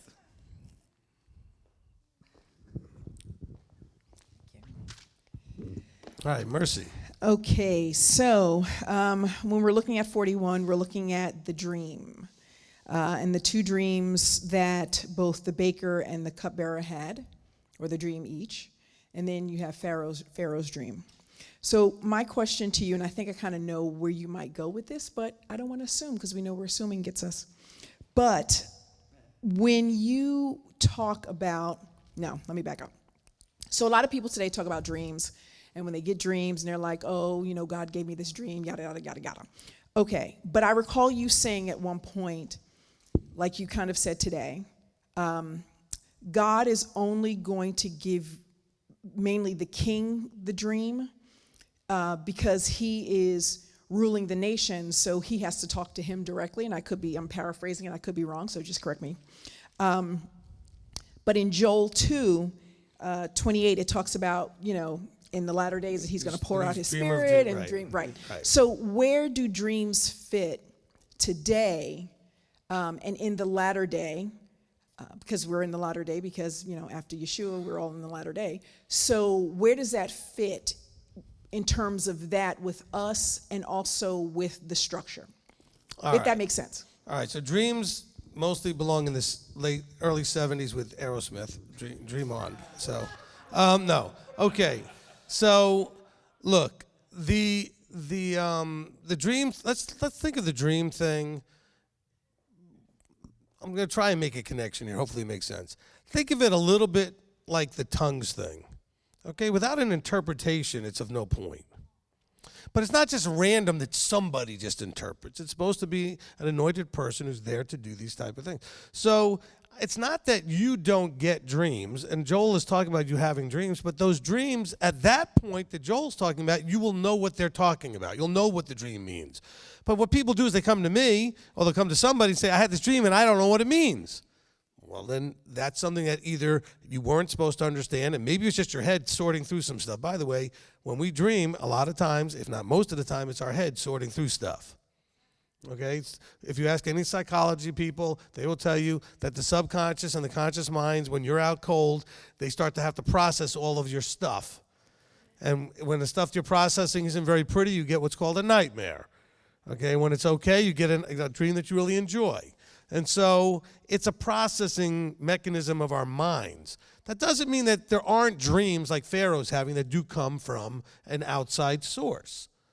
But those dreams, when they come, require an interpretation. All right? And so even Joseph, remember, he started off with a dream he didn't understand. Remember that. He had dreams he did not understand. Although he came to understand it later. Okay, but he received a dream that he didn't know what to do with, and nobody else knew what to do with it either. Matter of fact, they got mad at him. All right? And so then when you have the cupbearer and the baker, and they have dreams, but they don't know what to do with them. But then Joseph's given the understanding. And it's very clear. See, there are times when people ask me about their dreams, and I'll say, generally I don't think of myself as a dream interpreter. I don't normally get any download as to what to tell you. I may say, look, maybe something or whatever I say, but I have no idea. Or very rarely I may get an insight. But when you are dealing with what it's showing here, there's no guessing. Joseph absolutely knew what would happen to those two that talked to him in prison. And he absolutely knew what Pharaoh was dealing with. That's a whole different experience than what we're talking about. So the whole Joel 2 thing, no problem. In that point in the future, which is talking about a time we're not at yet, it says, your young men will dream dreams.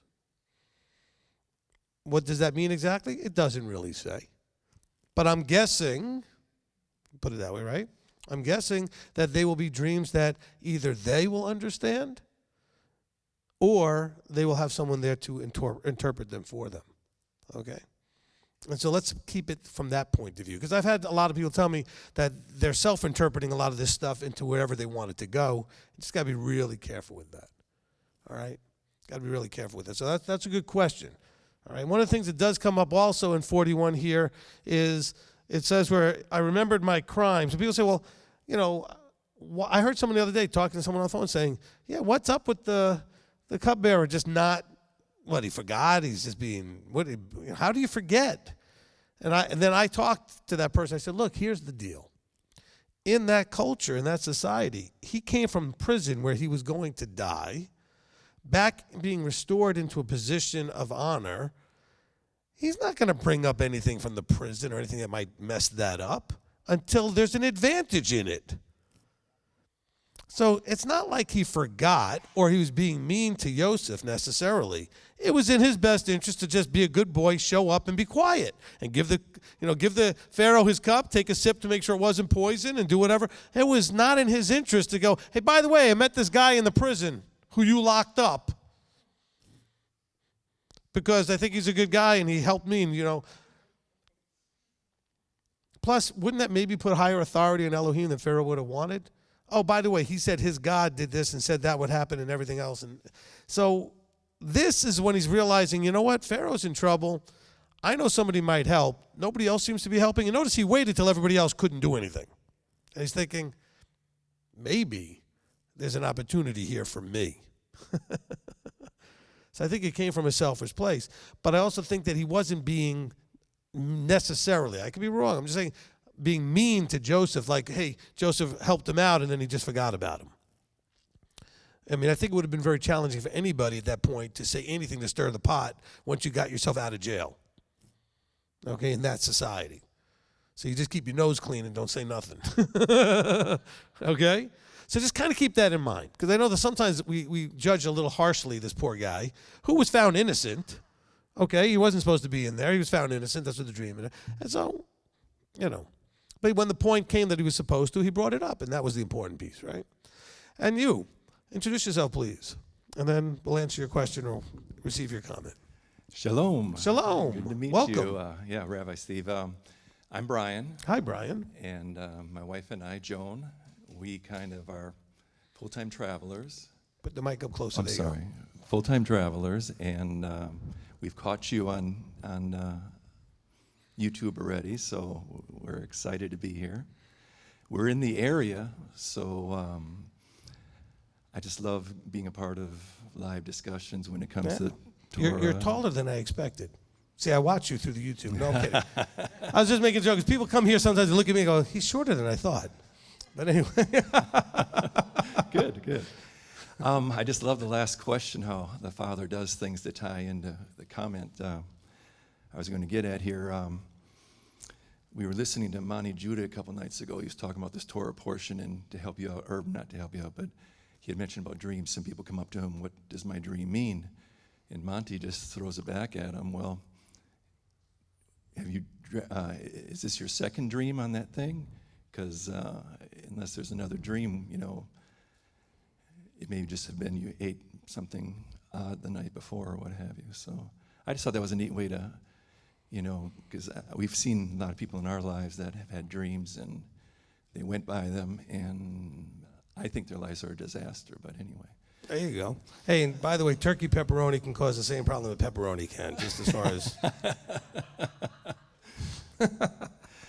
It also leads into Miketz at the end. And my wife and I went through the Torah portion this morning together and had a good time with it. And then I started going back through it, maybe find a question to ask you or what have you. And I didn't get past this first verse. Miketz at the end. So it starts off, it came to pass at the end of, and a lot of translations say like 2 full years. Well, actually in the Hebrew, it's 2 years, and then it's yamim, which is fullness. I mean, the version I was reading said to the day. So what happened 2 years ago? It was Pharaoh's birthday. So here, I had never heard that said, but this is Pharaoh's birthday that we're dealing with here at this particular time, and he's having these dreams, and I didn't know what you thought about that. I don't think I've really ever gotten to that, you know, conclusion that this was his birthday, that kind of thing. Although I will take that at face value and say, here's evidence that not only bad things happen on birthdays in the Bible. Because I know there are people that say that birthdays are evil and we should never do them because only in the Bible, the few times you see something terrible happens. Well, actually, there's a lot of birthdays in the Bible where nothing bad happens. And this is a good thing that happened. And this is a good thing. So I'll take that at face value for that. And again, that doesn't mean you need to turn it into the egocentric day of celebrating self, but recognizing time passing and that this is an anniversary of your birth, and that's that kind of a thing. But I've had, you know, the people make those points, and I say, wait a minute. So there's a possible example of a good thing happening. Okay. Okay, so Yosef is 30 years old at this time, and Yaakov would be how old at this time? I mean, he's 130 when he meets Pharaoh and says, I've been 130 years and had a lot of troubles, but 7 years of plenty and then 2 years of famine. So Yaakov would have been at this time roughly 120 years old. Okay. Well, Isaac passes away right at this time, 180. He's 180. Isaac passes away, and I just threw that out there for the dimensions going on right now. Yosef begins a chain of events that would bring Yaakov to Mitzrayim to start fulfilling the prophecy of Abraham. And I just wanted to run that past you. Okay, yeah, I don't have my timeline in front of me because I usually like to keep an eye on who's alive and who's around at different points as we're going through things.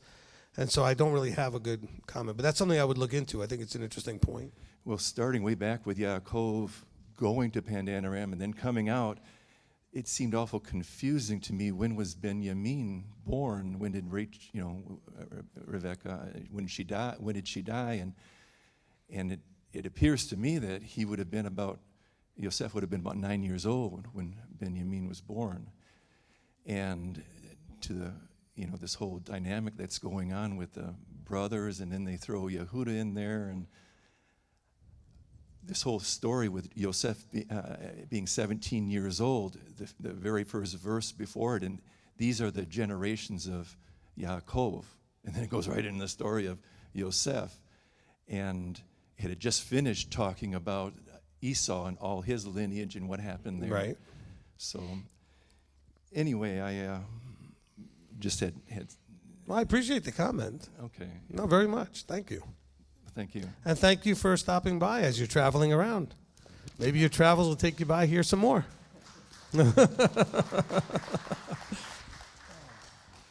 All right, Steve. Okay, I just have Are you still in 41? Yep. Yeah, 41. All right, actually, before we go to you, so let me make the point that he made, which was in my notes that we really didn't make, which was this dream was repeated twice. And you see, why is it repeated twice? Because 2 to 3 witnesses to establish something. So you have the 2 witnesses to the same event, which is why Joseph then says, both your dreams are the same. They're one dream. But it's being repeated to make sure that the point is being established. All right. And it's not the same dream twice. It's 2 pictures of the same event. One using animals, one using grain. And so that also covers that. It's not just going to be a grain problem, it's going to be a livestock problem also, but it's picturing the same event. So you have the 2 witnesses. Okay, so go ahead, Steve. You just took one of my questions. Thank you. You're welcome.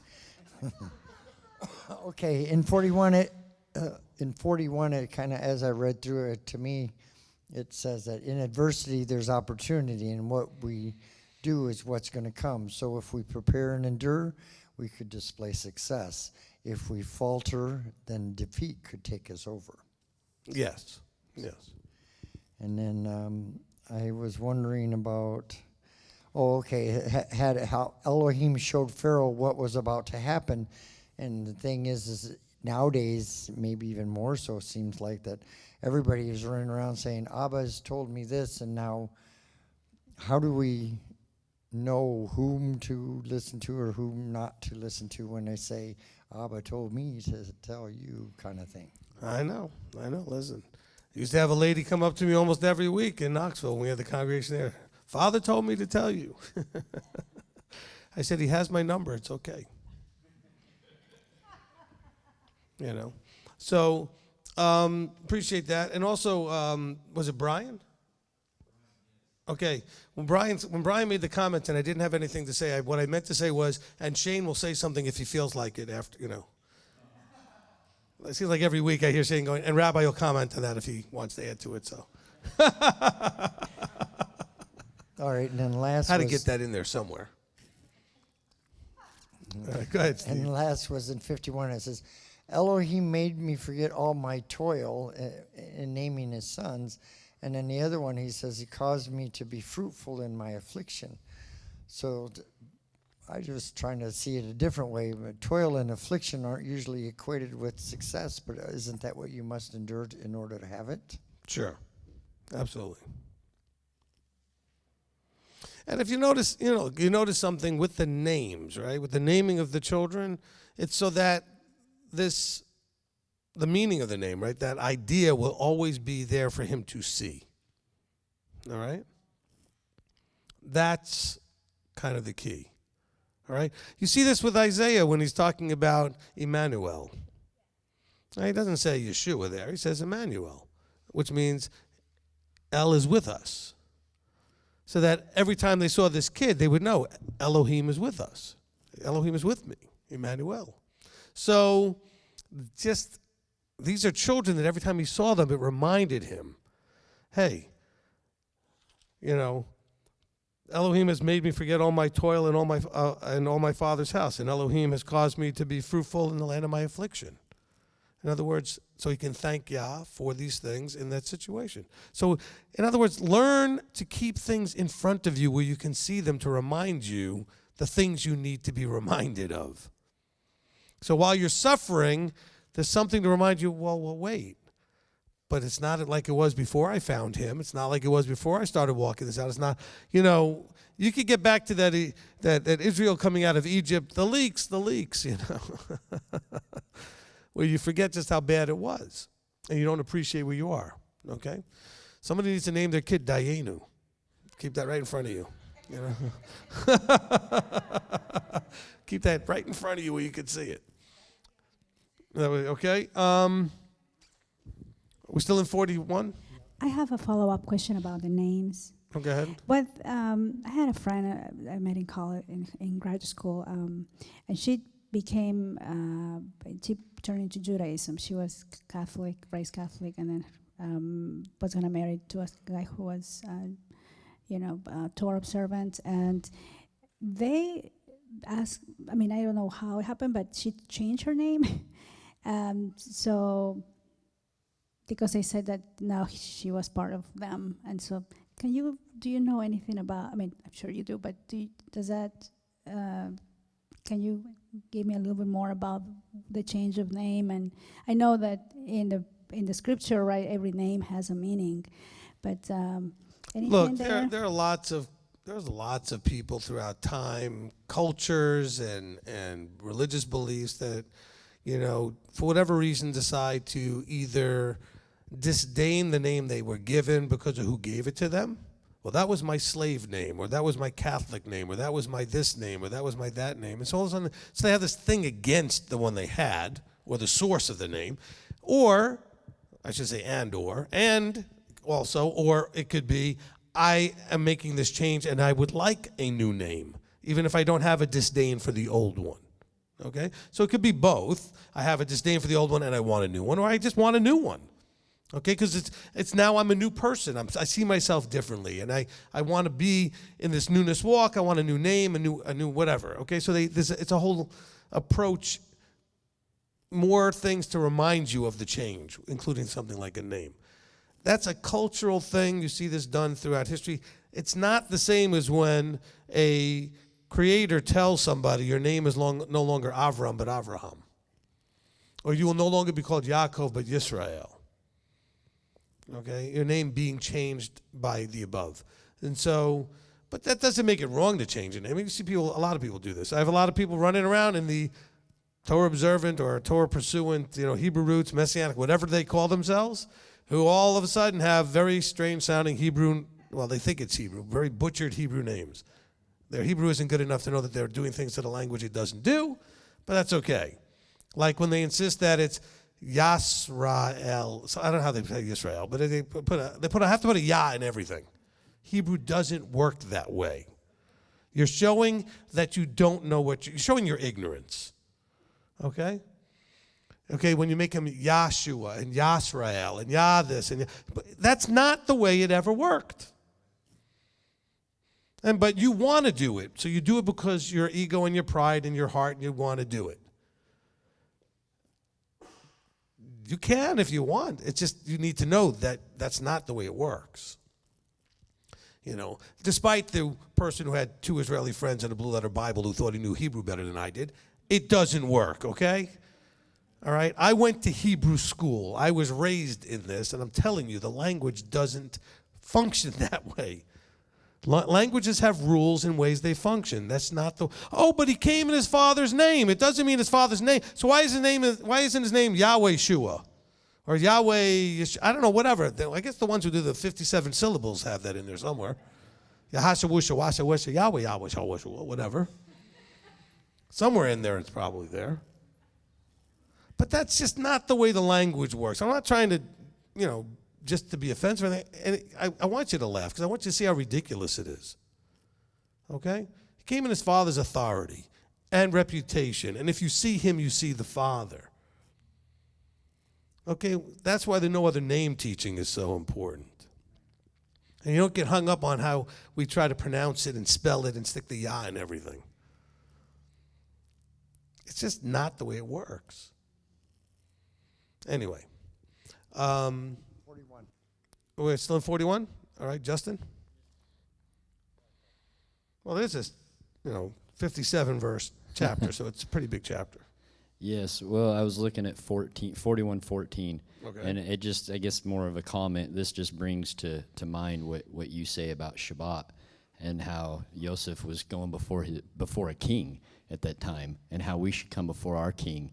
He shaved and changed his clothes. Obviously, he was in prison, so he was probably pretty grisly and stunk at the time. But the whole point of the fact of going before our king, of how we represent ourselves and show ourselves, and even when we go out in public, wearing seats as men and such forth, we're representing something and how we should, hold ourselves and dress ourselves and such forth. I just kind of see that example there. Amen. Amen. Look, it was a problem to show up in front of Pharaoh straight from the prison in your rags and smelling and dirty. You dressed your best to go before the king. Well, don't we meet with the king every week? I'm not saying you got to put on your fanciest suit, but can you dress nice and in an appropriate manner so that you can show that you are honoring the king with, well, I can't afford all. What do you? That's nonsense.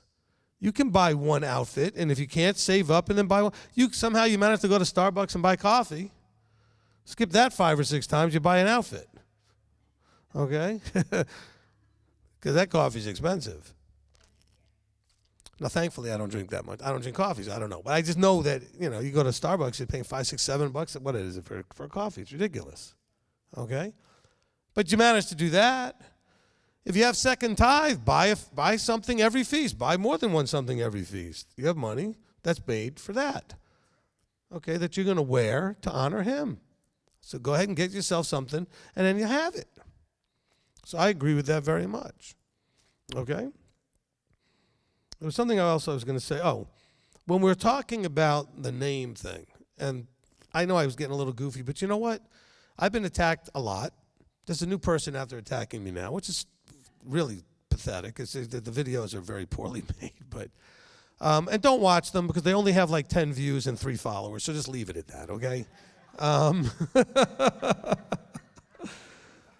They did try to put a cat in it to think that would help, but actually a cat probably wasn't supposed to be in the video. But anyway, but the thing is this. The argument that's made by these people, not just that, I mean people in general, that have a problem with the things I teach in terms of the vertical structure, is that it's the same argument. Well, the Ruach teaches us, and we have the helper and everything else. Then why is it, no matter what subject that I would throw out there for open discussion, why is it that people have questions? Are you not filled with the Ruach? If that's the way it works, why does anybody? Why? Then they started teaching in this video. Say, why are you teaching? You just said everybody has the Ruach. Why are you teaching anybody anything? I don't understand the irrational lunacy of this. It is so completely obvious it doesn't work that way because everybody has abundant questions. I mean, if I would open the floor to anything, we could be here forever. Everybody has questions. That's number one. Number two, without structure is why you have this behavior going on. The sticking Yah in front of it, because there's nobody to smack him and say, hey, knock it off. I'm just being honest, right? They behave that way because there isn't anybody to say, enough.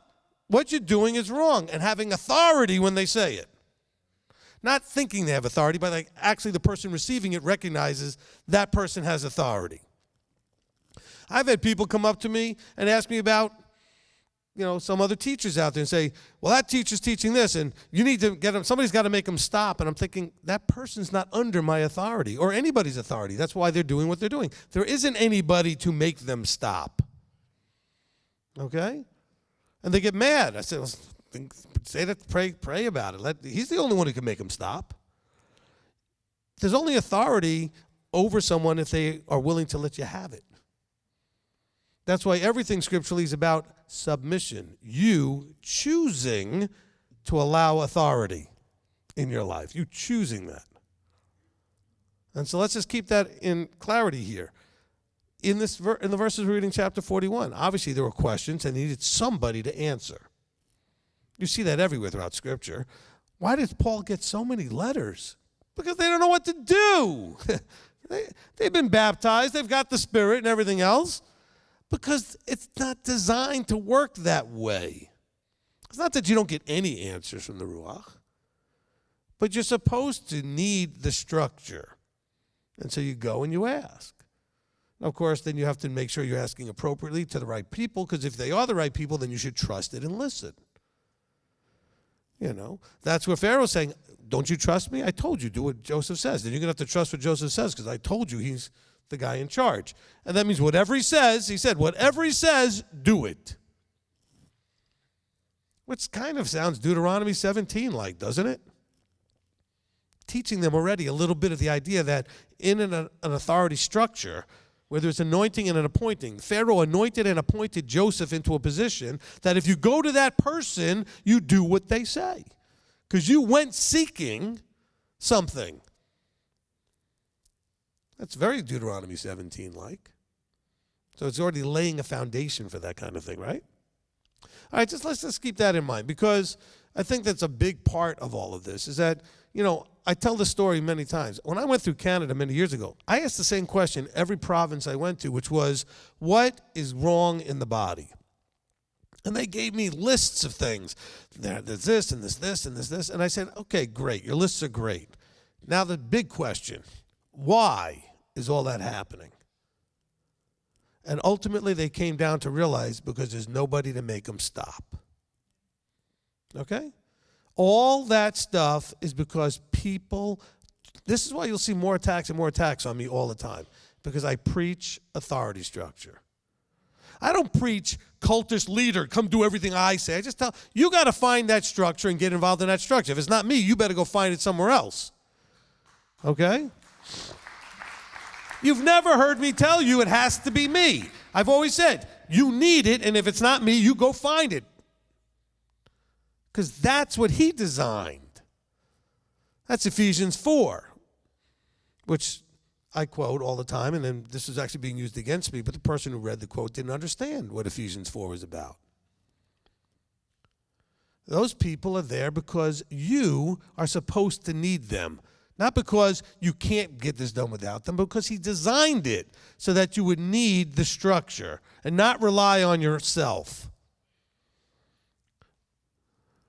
You need to learn that protocol, procedure, behavior, mindset. Otherwise, how else would you trust and rely on him? And how are you to trust which voice is talking in your head anyway? All right? All right. And again, I'm going to say this, it's going to be chopped up and it's going to be, see, there he is, a raging egomaniac cult leader again.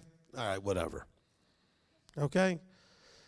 Come here and try to get me to, involve myself in your personal life, and you'll see how hard that is to do.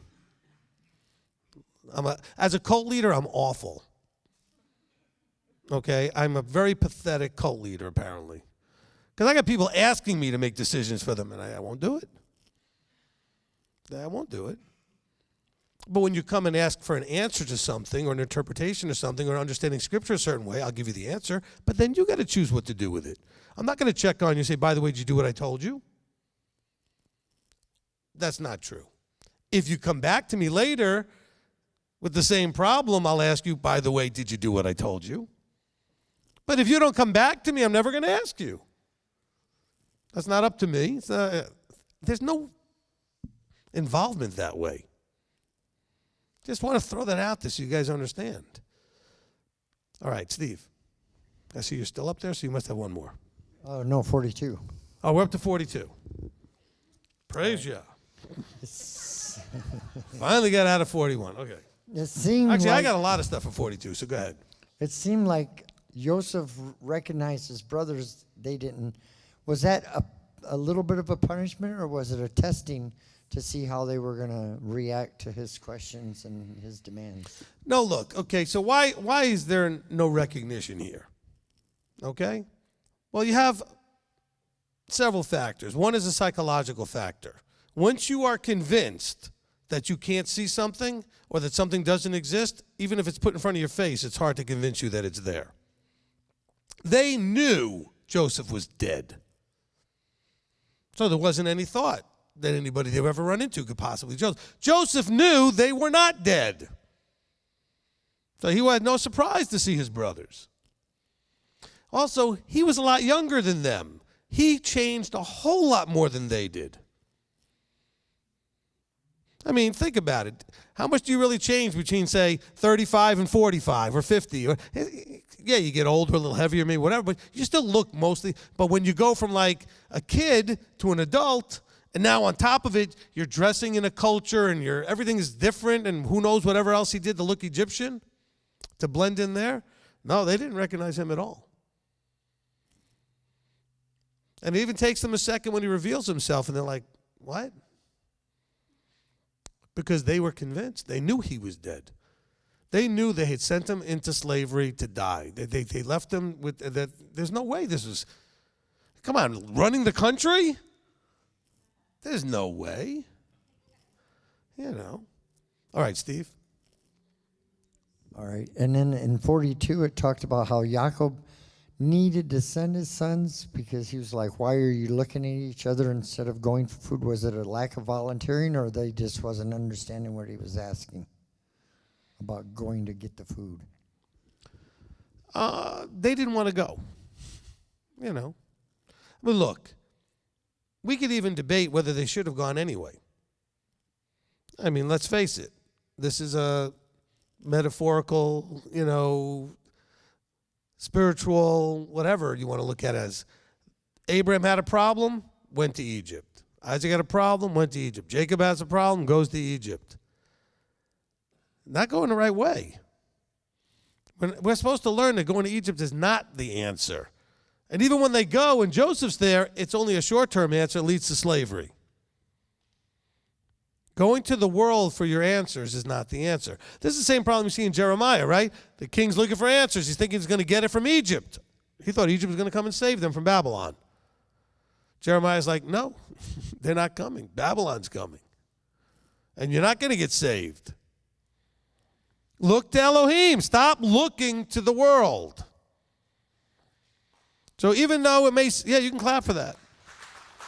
So even though it looked like it worked, right? Short term. This is great. Joseph is like King Jr., right? I mean, he's got all this power. He's going to get us favor, and we're going to get put in this great land called Goshen.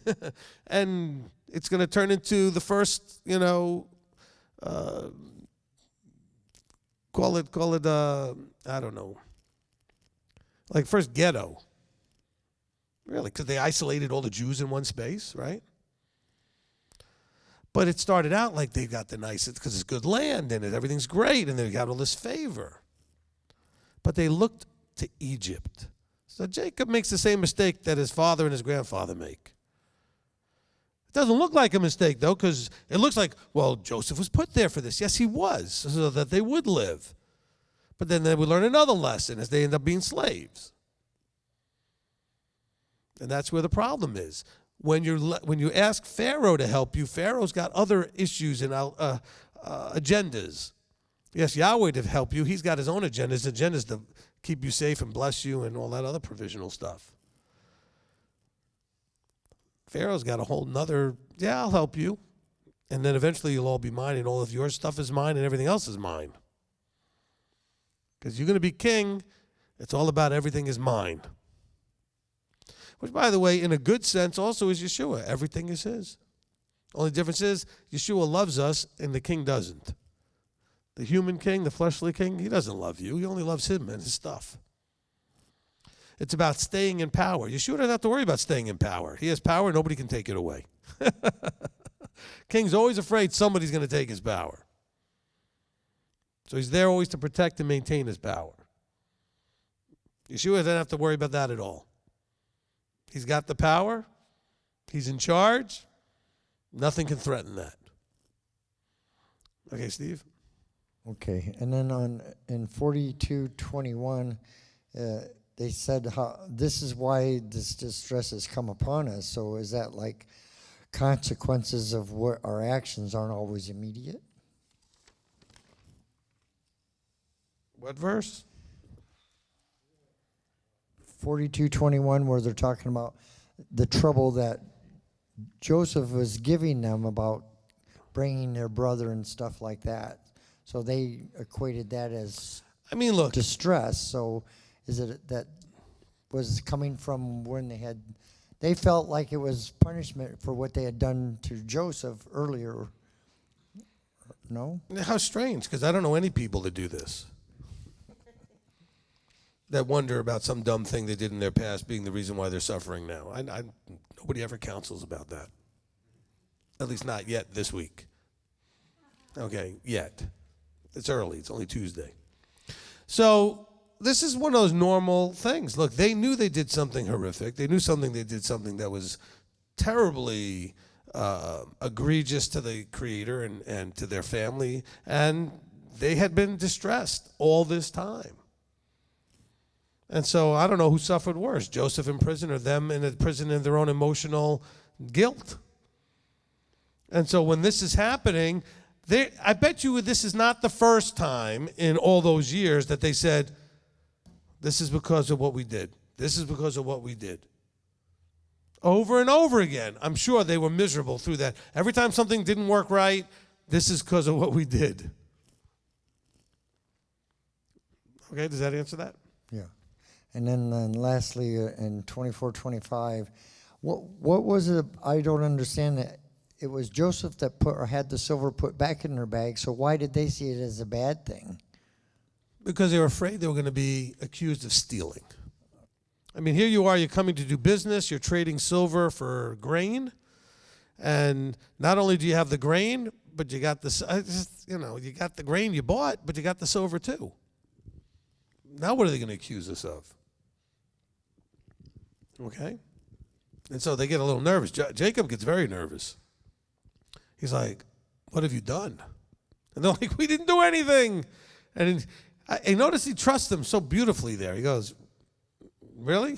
I mean, he's looking at him like, you sure? Because you guys, I could trust you as far as I could throw you. They're like, no, really, Pop, we didn't do it. All right, Janet.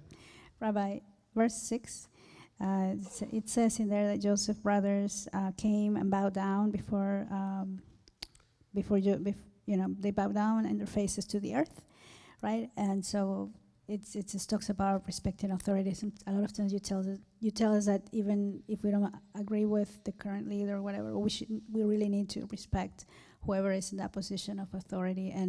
But I'm thinking even more here with you in the way we approach you, in the way we talk to you.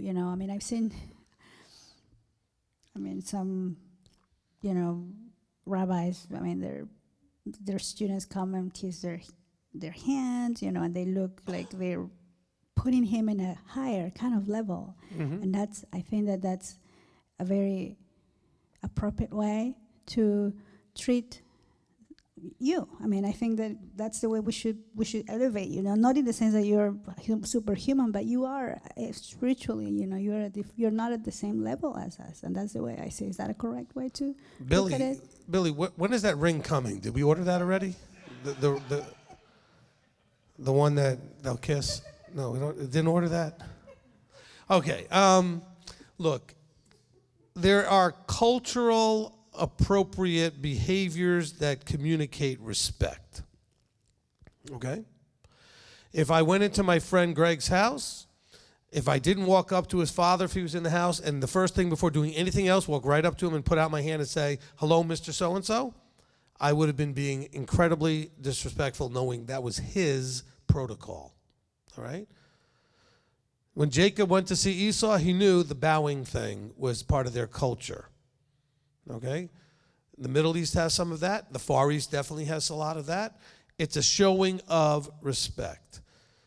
We tend to, in the West, we put out our hand to shake hands. There's certain ways that we offer respect, okay?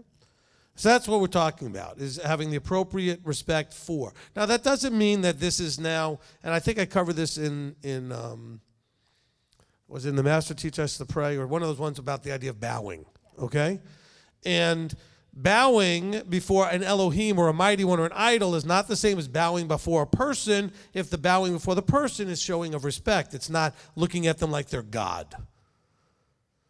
Because you see lots of people bowing before someone appropriately being looked at as an appropriate behavior. Because it's a deference of respect as opposed to worship. You don't bow to an idol, but you can bow your head to an authority if that is the appropriate behavior to that authority. Because you're simply showing, I respect that you are an authority figure. Okay? And it's cultural. Not all cultures do that. All right? Most cultures today, at least in the West, don't do that. You don't see this very much at all. And it doesn't matter. It's not required. It's just understanding that in this culture, the boys showing up, his brothers showing up to bow before him, this is them showing, we respect your authority. That's all it's saying. We respect your authority. It also fulfills the dream. His brothers all show up and they bow before him. Okay?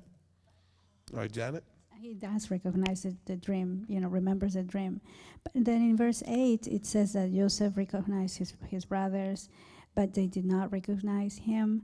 And is that a little bit, like when I read that, I thought about Joshua when he hasn't, a lot of his brothers, they haven't recognized him, but he, they don't see him as the true Messiah. Is that, no, it's not true. I don't, look, we can stretch anything we want to stretch here. They just, as I explained earlier, they could not fathom that he was even alive. Certainly they didn't expect him to be in this high role. Okay? So they couldn't put him in context. Okay? Look, it's like if you saw me every day or whenever you saw me and I was working in a particular job and you used to see me in a uniform and a certain thing, if you then saw me all of a sudden somewhere else in a completely different type of clothing in a different context, you might kind of go, that guy looks familiar, but you couldn't really place me because you only have me in that one place, dressed a certain way, doing certain things. All right? Okay? And so it was really, and that's if you're not thinking the person's dead and you'll never see them, and completely no way they're going to be in this position. So like if you saw me walk in the street, you wouldn't be surprised to run into someone you saw in another business sometime. I remember sitting at a restaurant and there's somebody that I know has been the waiter I had at a different restaurant. And I'm thinking, hey, that's so-and-so from the other restaurant. Well, but what if I thought this person, I heard he moved to California. He's not here anymore. And then all of a sudden I'm not expecting to see him. I was like, man, that kind of looks like that guy, but I know he moved. So the brothers, it's not like they're not accepting Messiah and this and that or whatever. They just could not fathom that this was Joseph. Okay? Yeah. And then what you were talking about, two witnesses, right, the two dreams, when they're telling Joseph, we are trustworthy, but they're using their own, witness, I guess, just one themselves. They're saying we're trustworthy, but he's saying, no, wait, if you're really trustworthy, then you're telling me that you have a brother, then, I want you to bring him back. And so, in a way, he was trying to establish that, even though he knew it was them and he couldn't trust them, but can we apply that to our lives in the sense that we should be careful, when we make an interpretation or assumption or a conclusion about a matter, that it shouldn't just be based on maybe just with one person telling us something, but we should look at the whole picture and see more than just one witness. All I can think to say is yes, because I don't think I followed that. But anyway, you said like 4 things and kind of tried to tie them together. Okay. But I think I would agree with it, basically. Okay. Okay, good. And then I have one last one, but it's in 42, I think it's 21. When is it 21? No, there was one that he says, I fear Elohim. Yeah, he says, do this, is 18, do this and live, for I fear Elohim. And that caught my attention because he was in Egypt, in Mitzrayim, but he says, I fear Elohim to them. Do you have anything to elaborate All on right, that? so you're getting confused because you don't know how to interpret the word Elohim. Okay? Elohim is often simply the catch-all, like we say, God. It could be a false Elohim. It could be the true Elohim. It could be, so the boys didn't know what he was meaning here. He says, I fear Elohim. I fear a mighty one. I fear God. There's no connection yet that Joseph and them have the same God. Okay, but we think Elohim is exclusive to Yahweh. Yahweh says, I'm Yahweh, your Elohim. They have their false Elohim. Elohim is not an exclusive term to the true. So when Joseph is saying, look, I fear Elohim, they're like, well, sure, that's your God. You fear him, whatever. He didn't say anything that they would know for sure he was their brother and that they were coming from the same belief system. They're thinking he's Egyptian. And he's got all of their false Elohim. They have no way to connect that yet. Okay? But sometimes we forget that word, and this is why people say, oh, don't say God. I said, why? It's the same thing. Elohim. Oh, no, you have to say Elohim. Why? Elohim is, I don't know, Chemosh and Dagon, and they're all Elohim. They're just false Elohim. Scripturally. Okay? Like, anywhere you go, you see the same thing. So anyway, it's a catch-all for those things worshipped as God or as the mighty ones. And so sure, Joseph's saying, I fear Elohim. Look, he also says, don't you think someone of my stature divines?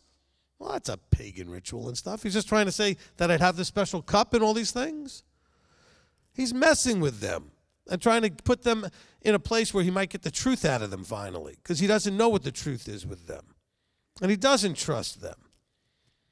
Okay, and he's thinking a couple of things. One is, I don't care about any of you. I only care about Benjamin. I only care about Rachel, my mother, and my brother from Rachel, and that's it. The rest of you could all jump in a lake. At this point, I don't care. Now, he's going to feel differently when he realizes that they do feel bad and they have repented, and then he's ready to embrace them. But at this point, he's just like, I don't believe you. I don't trust you. I don't believe that you're genuinely remorseful or anything else. As a matter of fact, you throw my brother under the bus just as fast as me. I know you would, because he's a threat to you. Because you know my father loves Rachel and her children more than he loves you guys, and blah, blah, blah. Whatever's going on. He doesn't know. He just knows what they did to him, and he knows what they're capable of. So he's trying to figure them out. Although it is kind of funny. As soon as he goes, and he remembered about the dream, and by the way, he immediately goes, you spies! Instead of going, that dream, I knew it. Right away he goes, you're spies! You would think maybe a verse between him recognizing it's a dream and him whacking at him. It's like right away, man, he just blasts him. You're spies. All right, Justin? It's okay. So 42 here, 21 through 24. You were just talking about repentance in that, which, seeing as how you can see through YouTube, you can see in our minds sometimes too. So everyone knows. So anyway, they're obviously speaking in Hebrew. They don't know that Yosef can hear them and understand them. Obviously, like you said, they believe he's dead. At this point, they don't even recognize him. So in 21, when they're talking about truly they're guilty, is this a sign that maybe Yosef is noticing that they're saying this amongst themselves, not for any gain from him, but showing that actual true repentance amongst themselves of what they did to their brother? Right. I mean, look, he's listening, and they don't know he understands because he's been using an interpreter. But he's gathering evidence. So certainly he's going to believe there's some weight possibly to what they're saying because he knows that they're thinking he's not understanding them. He is confident that they're just talking to each other privately in front of him. Unless the interpreter says, but of course there is an interpreter who could be telling him. But that interpreter generally was only interpreting when they were talking to each other. Like someone was talking directly to Joseph. So he wasn't necessarily standing next to Joseph like giving him a play-by-play with everything else was going on. Although he certainly could have been. But Joseph's very reluctant at this point to believe anything he sees. So he's gathering evidence. So he's probably thinking, well, that's interesting. They seem to maybe feel like their behavior towards me back then is causing problems for them now, or has been for a while. But yet, I'm going to call them spies anyway, and I'm going to have problems, and we'll see what they do. And so then he's going to go ahead and put the grain and tell them they got to go get Benjamin and everything else is going on. All right. Okay, so that's kind of what I was wondering there about 24 when he turns away and he weeps. I was wondering, do you think maybe that, that's because he had, he obviously just called them spies, and the fact that he realizes that, wow, I mean, all these feelings I've had about my brothers for what they did to me, and they really are sorry to let that go and maybe, realize that he misses them and loves them and such forth. I think we have no idea. I mean, I think it could be some of that, but I think, look, he could be weeping thinking, is it possible? Is it possible that they're actually starting to? I mean, I don't know. I think he's having a hard time maintaining his composure, trying to do it. He's not even sure what he wants to do. I think on the one side, he'd like to throw them all in prison for a bunch of years like he was. On the other side, he wants so badly just to run up and hug them. And so he's conflicted, so he's crying, he's weeping. He's very emotionally overwhelmed, as is understandable.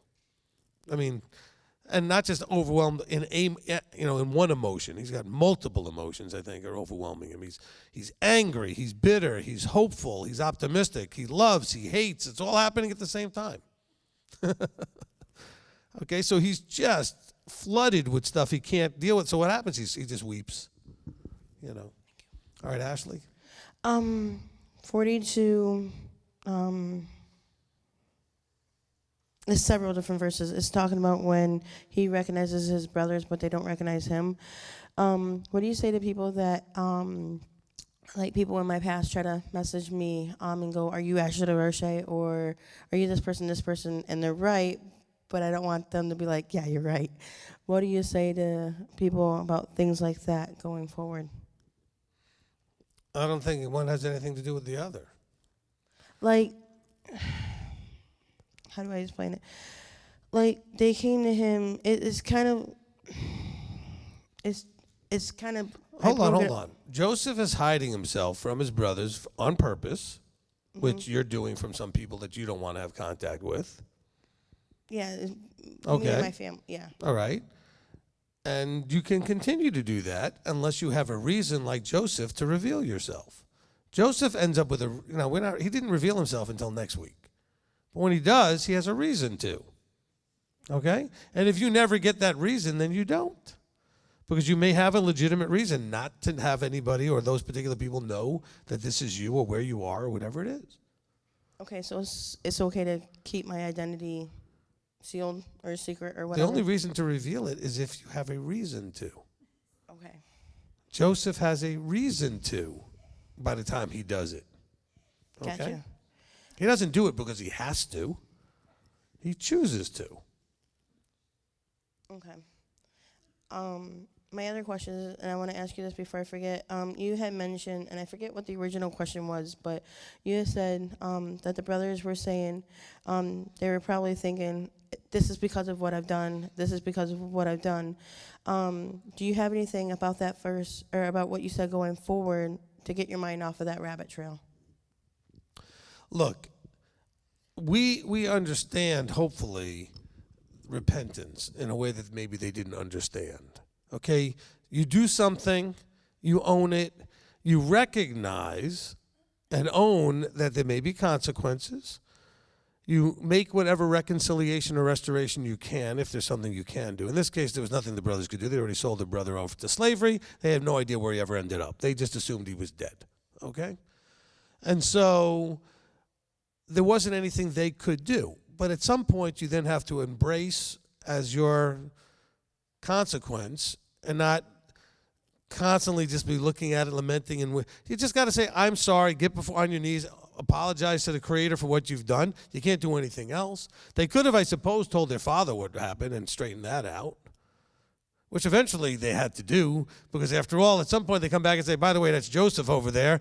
And they're looking at him like, you know, what do you mean he's alive? I thought you said he brought me the cloak and it was bloody. And so they finally did have to own that, you know. Okay? All right, Brian. Hello, Rabbi Steve.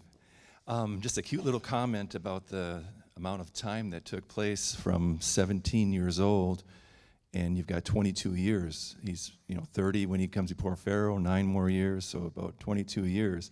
When I was 17, I looked like Sean Cassidy. I had contact lenses and the long, shaggy hair and stuff. And then when I was 40, there was quite a difference. Amen. So 22 years. Yeah. 42:18, and said to them, Yosef, on the third day, this do and live, and then there's the Aleph Tav right after that statement. And then it goes into Ha Elohim Ani Yerah, which... What verse are you in? 42:18. 18. Yosef's saying, on the third day, this do and live. And then there's the Aleph Tav right after that. So we just saw the portion before, dreams, cupbearer, baker, life and death took place there. This do and live. I don't know if you... No, look, I mean, there are definitely things, and now you're going into the Hebrew, so it's a little bit different. There's definitely things that are meant for us as readers to understand that the writer wanted us to understand, as opposed to what the story participants understood. Okay, so putting things like the Aleph Tav in there and putting little hints in, maybe for us, the reader, to understand some things that are going on or that are being maybe from a remez hinted at point of view, as opposed to the actual brothers or anybody else understanding that, but it's for the reader. Okay, and of course then we get it translated into English, and it loses a lot of that, right? And so Aleph Tav often is something that's pointed at to Yeshua, the idea of the Aleph and the Tav.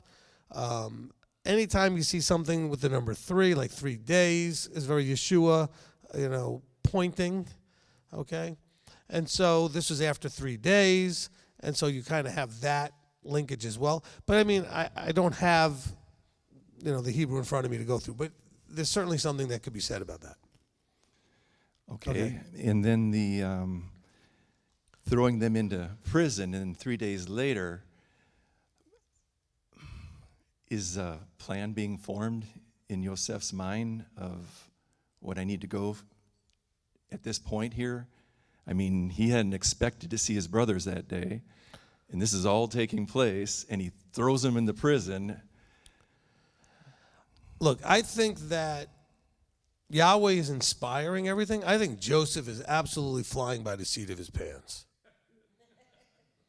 I think he's literally hasn't, no idea what to do. He did not expect his brothers to show up, didn't expect this flood of emotion of every sort, and just was like, lock them up. I don't know what else to do with them. I want to kill them, but I want to hug them. Just put them somewhere and keep them safe from me. I think he's just literally making it up as he goes along. That doesn't mean that Yahweh isn't inspiring it all. But I think from his point of view, he's just like, I mean, what would you do if you were him? And then I know he wants so badly to introduce himself, but yet he's so reluctant to do it because he just doesn't trust them. And he doesn't trust himself. He could have them killed in a heartbeat. So I think more than anything, probably he didn't trust himself. I'm going to just kill these guys. You left me for dead. until he realizes what you meant for evil, Yahweh meant for good. Okay? That was the key moment for him, and then he was able to let go. See, the teaching I did on forgiveness, I think Yosef had a hard time up to this point actually letting go the negative emotion, the forgiveness part, actually forgiving them. And then he finally gets there is when he's able to embrace them and introduce himself. And they were looking at him like, you're going to kill us. No, he says, no, I've forgiven you. Because I come to realize that all that stuff, and maybe this is really important for all your lives, all that junk you went through to get to this point is still part of what got you to this point. Okay? Now, I know you would have rather gotten to this point a different way, but this is the way you got to this point. And that's kind of what Joseph is. He's thinking, you know what? If they never threw me in the pit, and they never took me out and sold me to those slave traders, I'd never be standing here saving everybody. I mean, somewhere you got to recognize that, right?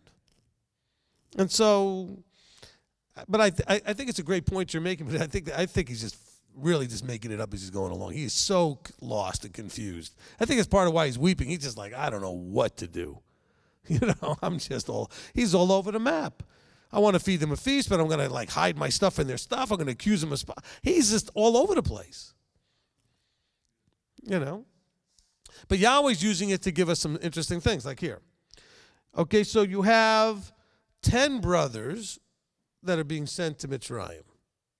So Mitzrayim is, what, a metaphor for the world.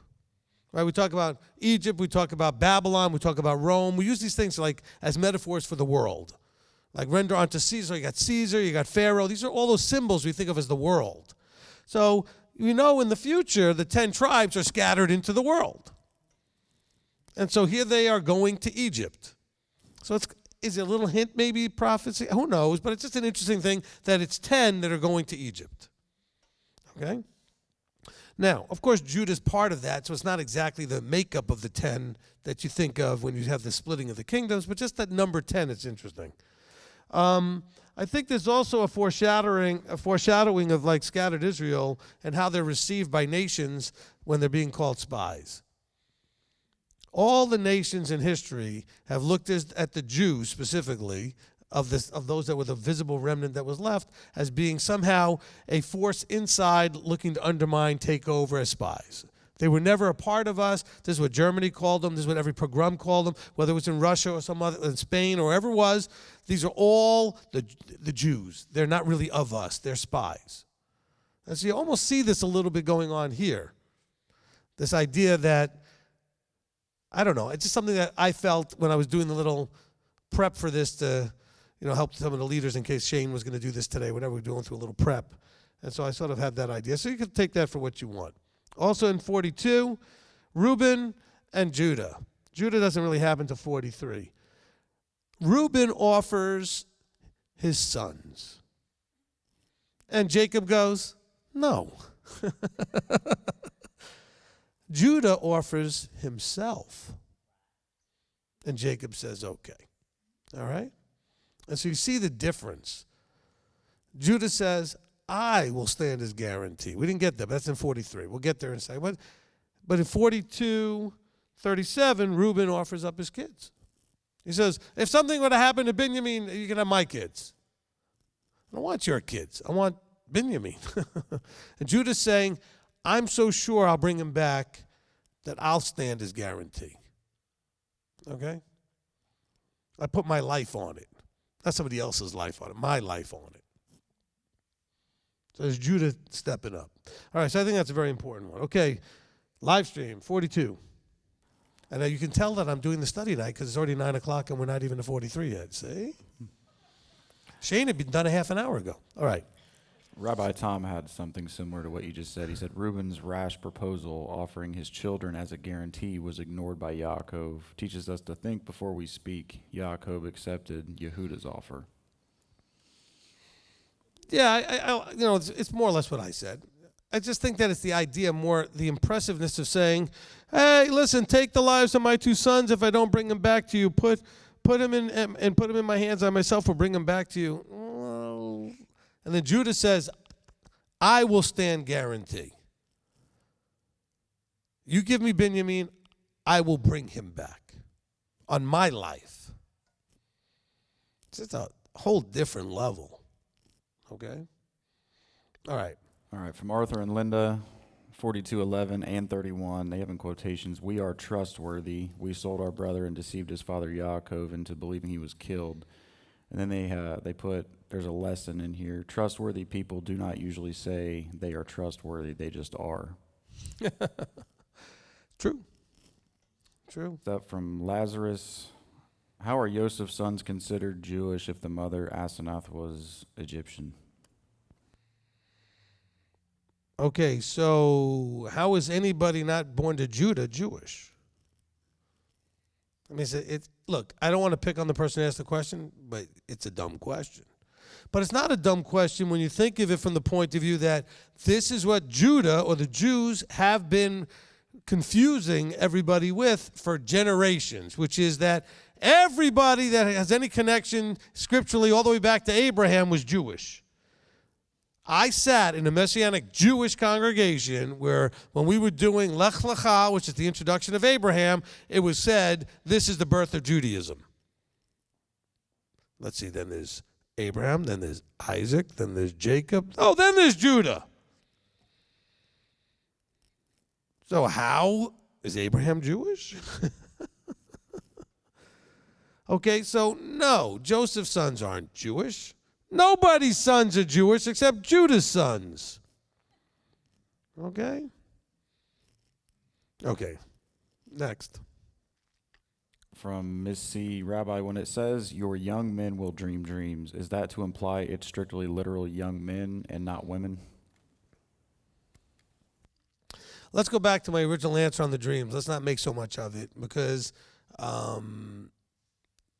if you're having dreams and you don't know what to do with them, just call or set an appointment and we'll try to deal with them.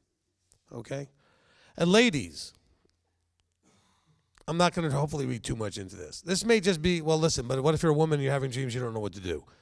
But also, I think that sometimes, and it may not be this time, but it's you ladies who have to understand, you don't need to constantly get endorsed as being valuable and equal on whatever level. There are things for the men and things for you. They're just different. And you don't need to have a constant reaffirmation that somehow if the man can do it, you can do it. That's not this world you're reading about. That's the world you live in now. That's not the world you're reading about. You're thinking of this through modern day 2021 female eyes. The world wasn't like that until like only the last, 30, 40 years, if you want to think about it. I mean, it's not been very long where the world has shifted. Maybe go back to World War II when the men were away fighting and the ladies started doing more. But that's not barely 80 years ago. You got thousands of years of history where it was this way. I'm not saying that makes this right and you wrong. I'm just saying is you're still trying to read this through your current eyes. That's not going to work. Okay? But you're going to be made by some of these groups out there to feel like, well, then you're less, you're secondary, you're second. No. No. There's no, in his eyes, you have equal value, equal worth, equal love, equal everything. You just don't have the same expectation of activities. You know, he doesn't expect men to have babies. Okay? I'm just saying.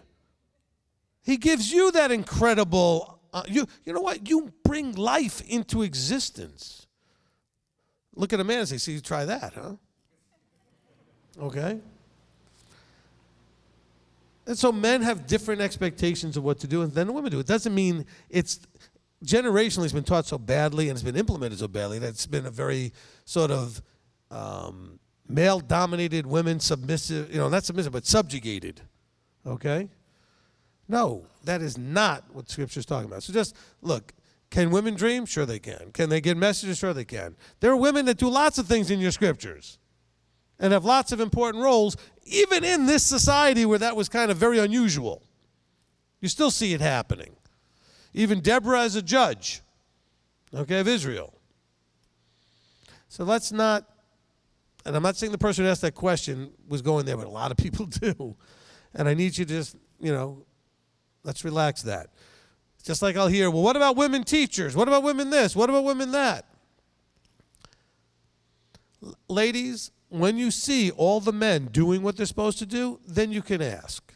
Let me get them doing what they need to do first. You will be happier, I promise. All right? Because if I let you do it, they won't.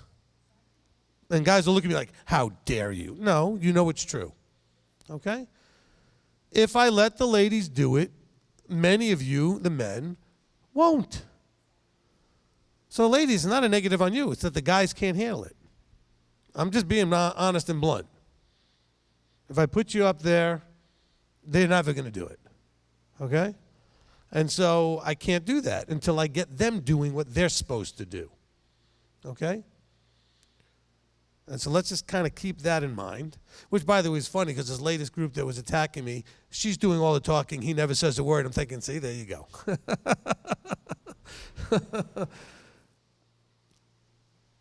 You know. And then every time he opens his mouth, she argues with him like he's wrong. It's so funny.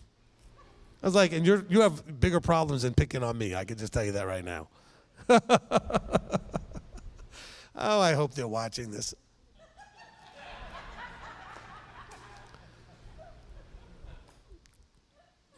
You got to love the haters.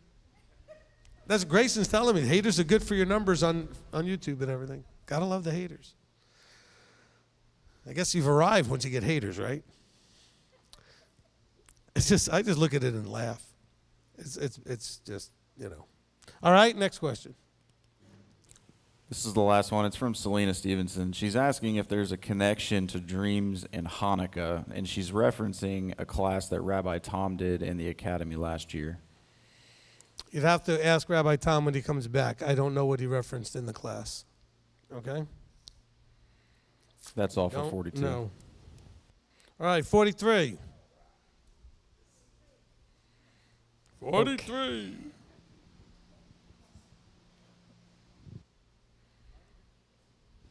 How did Israel feel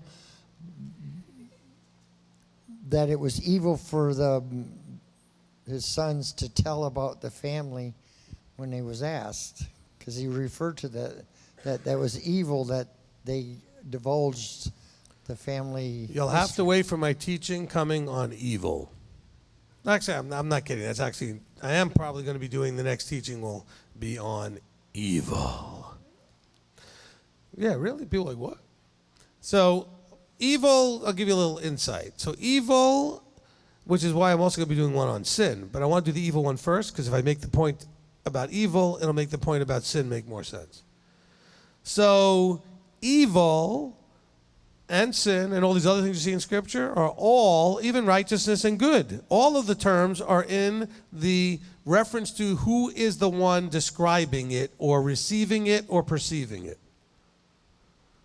Okay? So, since this was an undesired adverse effect on Yaakov, he thought that it was evil.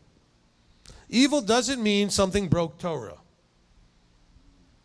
Because Moses says to Yahweh, why would you do this evil to this people? Well, to the people, it would feel like evil if he's going to kill them and wipe them out. To Yahweh, it wouldn't have been evil. So it really has, these things are all through perspective of who's talking, who's receiving whatever it is that's happening, how they feel about it. All right? And so this, does that make sense, Steve, now to answer that question? Okay? So Yaakov is saying, you answered a question which put my son at risk. Why would you do that evil to this family? You did this thing I wish you didn't do that's now going to cause harm potentially to my family. Okay? So he called it evil. So it's not evil like in the universal saying like, this is evil according to Yahweh. No, this is evil according to Yaakov. Each person talks about evil from their own perspective. You did something that caused me harm. That's evil. Okay? It caused me harm. And then he was already overprotective because he already lost the one son, at least in his eyes. Exactly. So now he's afraid he's going to lose the other one. All right, and in 43:10, it says they delayed in returning, but wasn't there one they left behind that they were supposed to bring back the son with? Say it one more time. In 43:10, it says they delayed in returning, but wasn't there one of the brothers left behind that they were supposed to go back with the youngest to show? Look, Shimon's in jail. He's being held. They go back. Jacob's not wanting to let them go. Who knows how long this debate goes back and forth. And he says, look, if we had not delayed, truly now we could have already returned. We could have gone and come back and been done already, you know, but you're like slowing us down. But didn't it say they consumed all the rice, and that's when they sent them he wanted to send them the second time? Is after they ate up all what was given? Well, look, they went. They thought they had accomplished things. They came back with the grain. They found the silver. They had to go back, all right? So there's things going on, but he's saying, look, we could have gone and finished this and been back. So don't think of it like a second time. We could have gone and come back again already. We're getting caught up on language here. Okay? So you're counting second time, third time. He's not saying that. He's saying, look, if we hadn't delayed, we could have been back already. Is what he's saying. All right. This could have been over already, but just you're not letting me do this. Let me be guaranteed. I'm going to go. We'll come back. It'll be over. We'll be done. And then I just wanted to make one comment. It seems like sometimes that's what we do in our lives is we wait for the very last minute to address matters rather than in the moment they should be. Okay, I'll agree with that, but I think in this case, look, this is one of those you're being faced with a very, very difficult decision because you are dealing with fear in the decision. Yaakov's afraid he's going to lose his kid. He's not trusting what's going on here. Last time he let one of Rachel's sons off with the boys, he didn't come back. You can be pretty sure that hasn't happened since Joseph was gone. Benjamin has not been sent out with the boys. And so he's afraid. And when you're afraid, what do? You hesitate to make a decision. Even though, but see, look, this is that rock and hard place thing, because if he doesn't make a decision, Shimon doesn't get any shot. Shimon's done. He's like, I don't know what to do now. Because in his mind, he said, I've already lost Joseph, I've already lost Shimon. He's already written him off. He said, I'm not sending you guys so I can lose more. And Judah's thinking, if we go, I can bring Shimon back. And I'll bring Benjamin back too. It'll be okay. We'll fix this. Remember the color code? Judah's acting very red here. I'll fix it. Give me a chance. I'll make it work. That's literally, that's the mindset. He's like, I can do this. Let me go. It'll be fine. I'll fix it. I'll take care of it. I'll make sure it happens. Hey, I could have been back already. Very red. If you just let me alone, I'd already be back. But he's understanding, but he's not understanding how hard this is for Yaakov. He's petrified. He's like basically paralyzed by fear. I can't make a decision because I'm going to lose my kid. You know? All right, Janet. Thank you, Rabbi. When you were talking about how afraid Yaakov was, right, to lose Benjamin, he actually prepared very well. He says, take more money, bring these presents to him to appease the situation. And then he says, and El Shaddai give to you compassion, right, before the man. So he's trusting in him, but he's also trusting in the outcome because he says, if I am bereaved, I am bereaved. So thinking about how when we pray, we should always pray for compassion, but at the same time, whatever your will is, will be done. Okay. Okay, that's it. Brian making the most of his being a guest today. Oh, just push the button. There you go. If it's lit up, it's on. Yeah. All right. I was listening close as the Torah reading was being read this evening, and El Shaddai, which was just mentioned, Yaakov refers to Elohim as El Shaddai. We don't see the tetragrammaton since Avraham all the way till Moshe comes on the scene. Why is that? Okay, that's a good question. Why is that? Why do we see the Tetragrammaton, the Yud-Hey Vav-Hey, we see Yahweh's name with Avraham? But why is it that we're not seeing it all the way maybe until Moses? So why we're not seeing that? No Melchizedek? No, I don't think that's it. Okay, have you listened to the teaching I did called Do You Know the Father and the Son?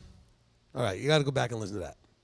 So in the Father and the Son teaching, I teach how the Tetragrammaton almost always in the Tanakh refers actually to the Son. The Father's not really been here. The Father was involved in the beginning putting it together, Genesis 1. Once we get introduced to the Tetragrammaton, doesn't start till chapter 2 of Genesis, because that's where we start having the one that interacts with human beings, with sin and death and all of that stuff. And guess what? He hasn't interacted with anybody until Moses, really. So there's no reason to mention him specifically, because he's not directly interacting. And so we don't need to understand who it is of the Elohim element, which could be the Father or the Son interacting with them, until we actually have the one directly talking, as was speaking to and sitting and having lunch with Abraham, and sitting down and face-to-face, panim al panim with Moses. So you're not going to see Yahweh, his name, in there unless he's directly interacting. Okay, you're not going to see that as much. So that's really more the key, hopefully, to answer that question. Did that help? I'm sorry, I went to sit down. Yaakov, when he struggled, that wasn't a manifestation of Yod-Heh Vav-Heh? It doesn't. It says it was a messenger. We have no... Look, remember, when you deal with the messenger, it's like dealing with the one who sent the messenger. Okay, so he had the power to bless Yaakov. The Jews believe it's like Metatron or whatever they want to say, and which, by the way, is not one of the Transformers, okay, or something. But I knew I finally would get your wife to laugh. I was trying to get her to crack up. She cracked up on that one. Pretty good. Okay, so, but we don't have that direct clarity. See, Yahweh introduces himself and is recognized, like in Abraham's case, he recognizes him. He says, Yahweh, if it pleases you, please come and take shade and let me get you some food and stuff, right? So he recognizes him very specifically. Whoever wrestled with Yaakov, Yaakov didn't recognize. So to name him is not being done. Moses is introduced to him and told exactly who he is. So now he's having that relationship there because of the nature of the way they're going to react, interplay with each other the rest of that whole experience. And so so when you say, well, who did Jacob wrestle with? Sure, it could have been, but it doesn't say, because Jacob doesn't identify him, he doesn't identify himself. He's calling out for, he's calling out for a name. I just personally don't see that he knows what the name of Yah is. And look, I don't know at this point who knows what.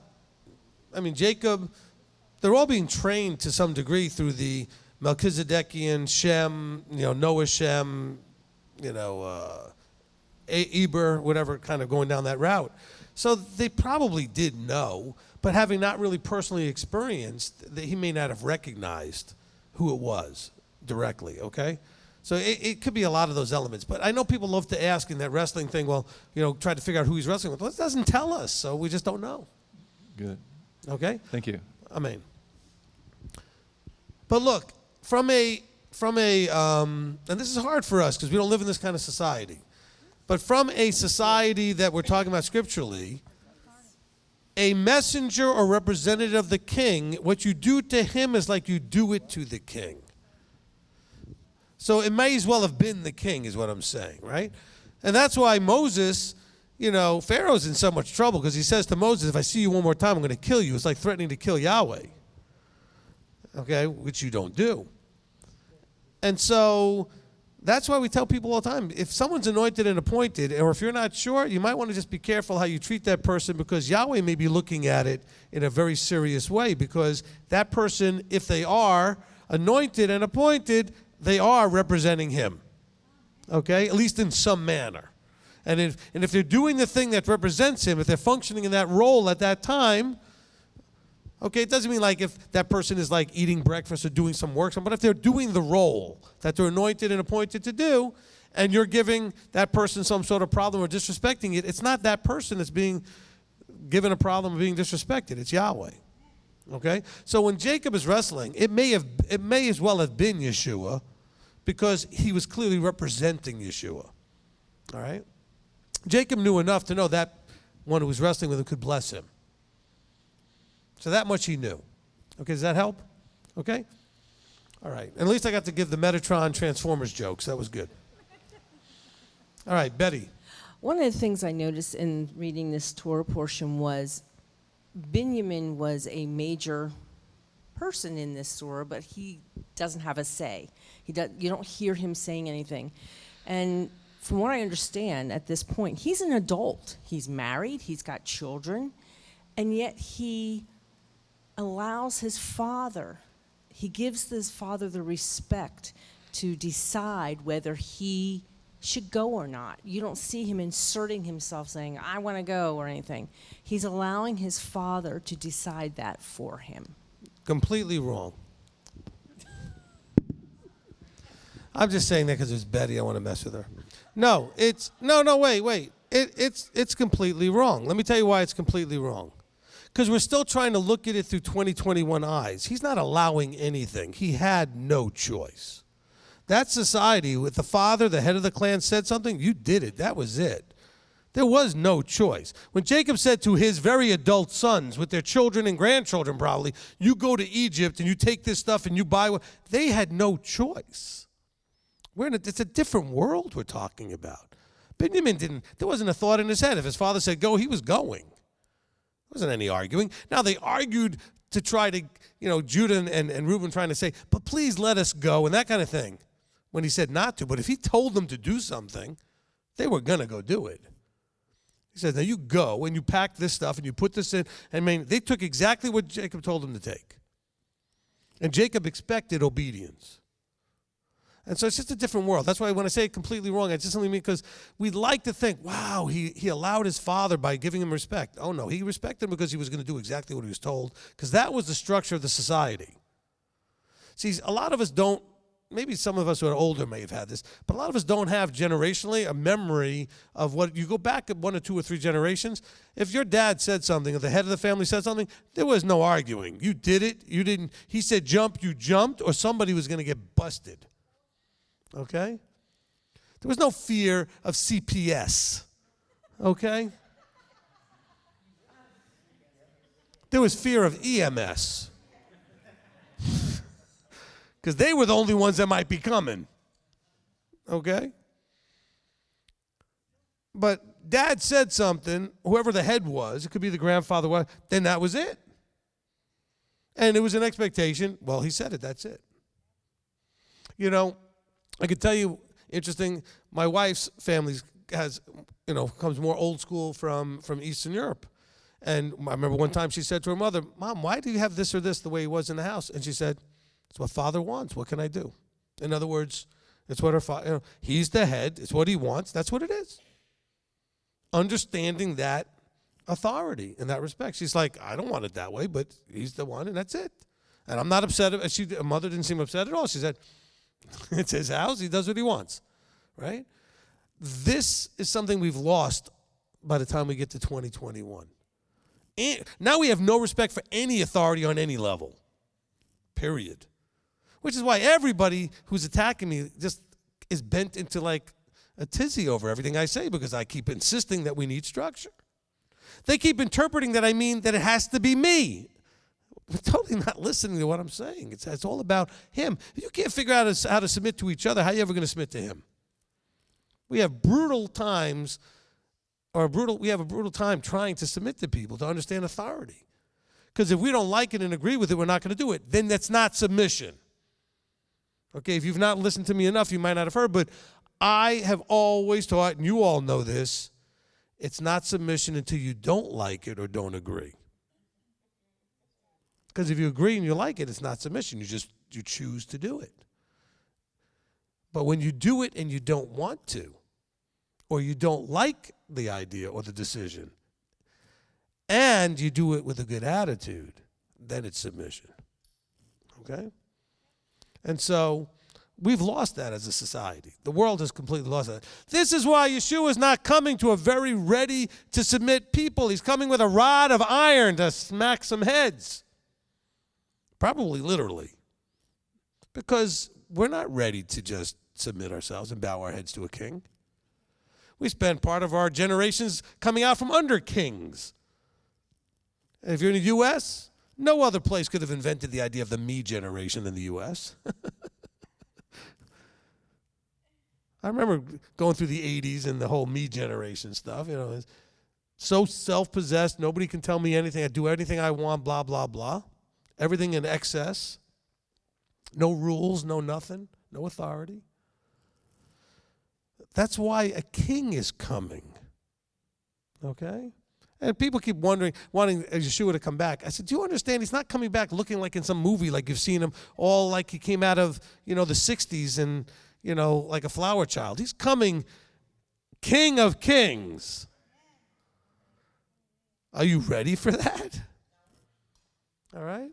And he will be imposing structure. Whether you liked it or not, whether you want it or not, he will be instituting an authority structure. You get an opportunity now to practice, if you choose to. Plan A, you learn it now. Plan B, which won't be as much fun, he's going to put it on you later. It'll be a lot easier later if you learned it now. Probably won't get smacked by the rod of iron, because you'll already know when he says to do, you'll do. The whole covenant of Exodus 19, which is the covenant all the way through to the end, is he says, we do. That's it. No arguing, just trust. No debating, just trust. You got a teenager, you know what I'm talking about. Anything I say is going to be an argument. It's going to be a debate. It's going to be That didn't used to happen. Father would just look at you like, excuse me? I'm sorry. Because you didn't say I'm sorry quick, you're going to get popped. You might get popped anyway, because you still did what you did. And I'm not advocating that kind of behavior. I'm just saying is authority was there. There was no doubt. Now, nobody knows who's in charge. I think the kids are in charge. I watch the parents parenting. The kids are running the show. It's awful. And all you parents who show up here, we are going to be making some changes. I'm going to have the shamishes, and some of them are actually guilty. And the elders make sure that if we see any children not attended by a parent, they're going to be brought right to that parent. Or if I see a parent who I know their children are running around, hanging out and just having great fellowship during the oneg, I'm going to walk over and go, where's your child? And you better know where they are and better know who's watching them, because they're just running around. Or you'll dump them in the nursery. I'm sorry, the nursery is for parents with little children during the service who are nursery age. It's not a place to dump off your kids so you don't have to watch them. And then they destroy the nursery. You guys need to own your responsibilities.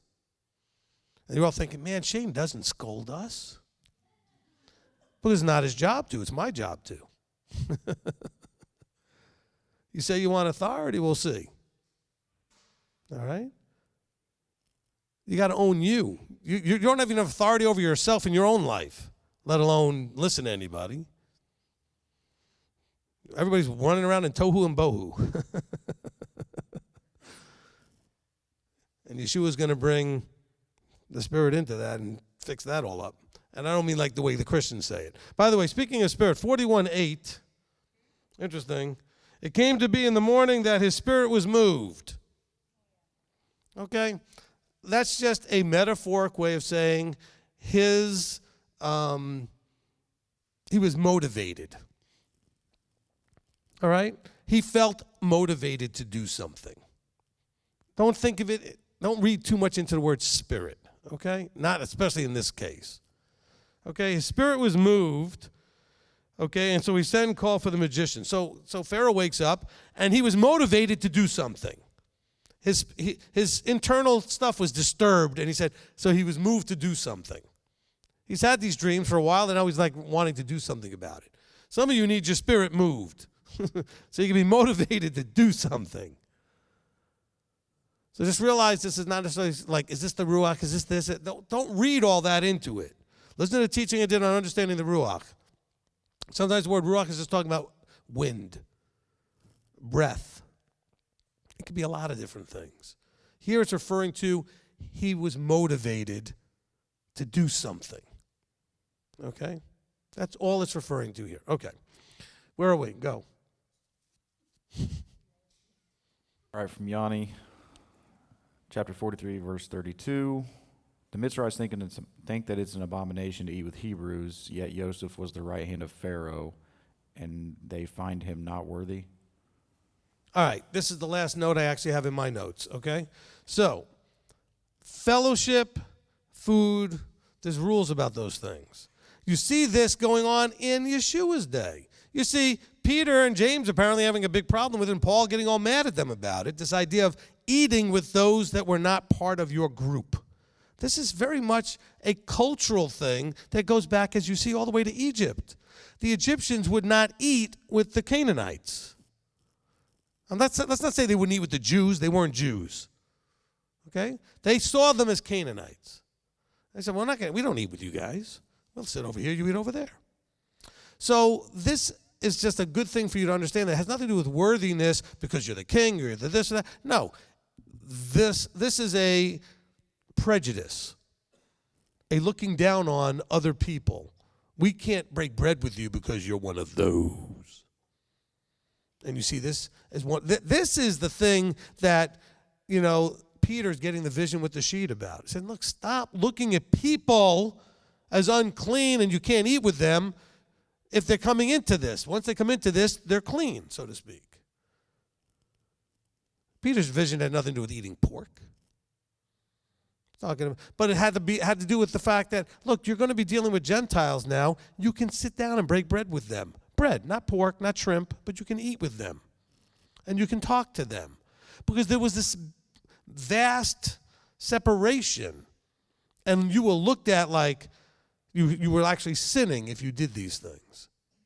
And that was the enmity that was dealt with in Ephesians 2. The enmity that was done away with was between the two so they could become one. Which two? The Israelites, the in the campers with the out of the campers. There was an enmity. But you see this is not unique to Israel. Other cultures had rules about who they would eat with and not eat with. You read through history, lots of groups thought the other group were, filthy barbarians or whatever term you would use for those that were uneducated, just wild people, wild beasts almost. Okay? And it could have to do with culture, it could have to do with skin color, it could have to do with gender, it could have to do with anything. They culturally had rules about these kind of things, and they would look down on, they are beneath us, they are not. You see this in Yeshua's time looking at the Samaritans. The Israelites looking at the Samaritans like they were dogs. Okay, so it's a really important verse to see this is happening even back in Egypt, all the way back with Joseph. This idea of, well, I can't eat with you because you're a whatever. That's why they got all mad at Yeshua. He's eating with the publicans. He's eating with the tax collectors. Can you believe it? Believe it. All right. All right, anything else? One more for 43, and then I have a last-minute one for 41, if that's okay. Sure. Verse 34, is there any significance to Benjamin receiving 5 times as much as anyone else? Now, Joseph was just trying to spoil his brother. He was so happy. He just wanted to show. He also was showing the other brothers, look, I have lost any real love for you guys. I mean, I'm glad you're back and everything, but this is my brother. He has never backstabbed me. He has never done any harm to me. He never tried to have me killed. So go ahead. Anything else? Last one for 41. You may have touched on this. If so, I didn't hear it. But why would Yosef take Asenath as his wife as a non-Israelite woman? Is there any truth to rabbinic teaching on Asenath being the daughter of Dinah with, looks like it says Shechem? I have no thoughts that actually is true. I don't know where, the rabbinic argument for that I've not seen, so I have no idea if there's anything to be said for that. The genealogies with Dinah are not, we don't have them written in here to see where that actually plays out.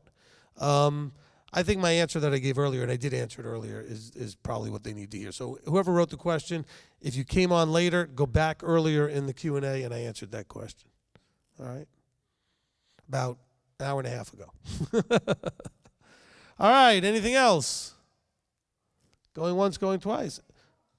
Oh, 44. Well, do you have anything for 44? Because I don't. A question? Of course you do.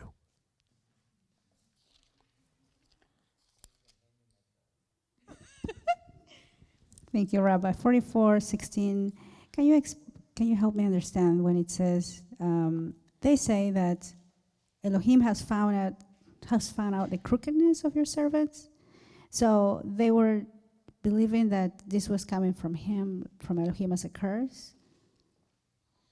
Look, they're still interpreting this like I said earlier. Judah is still interpreting that Elohim, the one he's talking about, the Elohim, he knows what we did, and we deserve all this, and we recognize that, and, he's owning it is really what's happening, and that's what's good, okay? He's owning it. He said, and that's why he says, far be it from me to do this. The man whose hand the cup was found, he becomes my slave, and you go up in peace to your father. And Judah says, oh, no.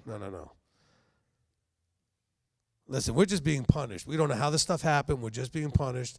We are not leaving without being. Keep us all or let us all go, but we're not doing it this way. Okay? But he's pointing the finger at himself saying, oh, we know we deserve this. Benjamin doesn't, but we deserve this. And so, no, this can't work this way. All right? Grayson. So I have a quick question with verses 5 and 15, where it's referencing, it says the term divines in reference to like what he's doing with the cup. What does that mean? And is it anything more than just an excuse for how he knew that they had the cup, despite the fact that he's just coming up with an excuse? No, I mean, look, it needed to be something that he put that they would recognize wasn't just like stealing the silverware. Okay, so it was something special. Okay? And he mentioned something that they should have known culturally that he would have had as a major authority figure, a divining cup. I don't know anything about this stuff. You may not either, but culturally, apparently, that was something they should have known. That there was an expectation that they would have also, I would guess, a divining cup looked a certain way that you would know that's what it was. All right? This wasn't something you just drank out of. And so, he's still also covering his not being an Egyptian because he's still playing the role. He's not ready to reveal himself yet. So he's still playing the role. Okay, did I answer the question? Okay. Anybody else? All right. Good study. And we're back to 3 hours plus. Oh, there you go. Welcome back, Rabbi. All right, so awesome. All right, so let's go ahead and close in prayer, and we'll go ahead and have, let's see. How about Brian? You're on the mic back there. We'll let you close. Avinu Malkeinu, our Father and our King. Father, we just humbly come before you, and we want to thank you for this evening. We want to thank you for the opportunity to go over your word together with our rabbi. And we thank you for the nuggets that we received tonight, and help us to take the wisdom that we've gathered here today and to apply it appropriately into our lives and to grow into the image of your Son, Yeshua, and to walk this out in truth and spirit and become sons and daughters that you want to live with forever. We come before you in the name of your Son, our Messiah, Yeshua. Amen. Amen. Amen. All right, if you would like to come up and wave goodbye to our live streamers, come on up. For our guests, this is one of our little traditions we do. We know that the people out there that are part of the group that are on live stream, we want to kind of acknowledge them and wave to them.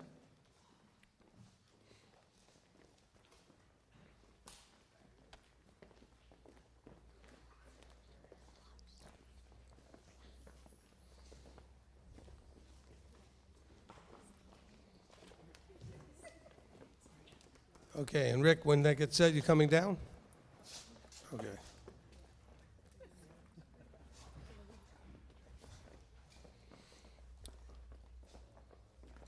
All right, so once we get all set here. Okay, are they going to switch to a zoomed out type of position? There we go. Beautiful. All right, so on 3, we're going to tell everybody out there, because we love them and we appreciate them, we know they're part of the congregation even though they're not here. We're going to all wish them a Laila Tov, a good night, a Shavua Tov, a good week, and we're going to tell them we love them. On 3. 1, 2, 3.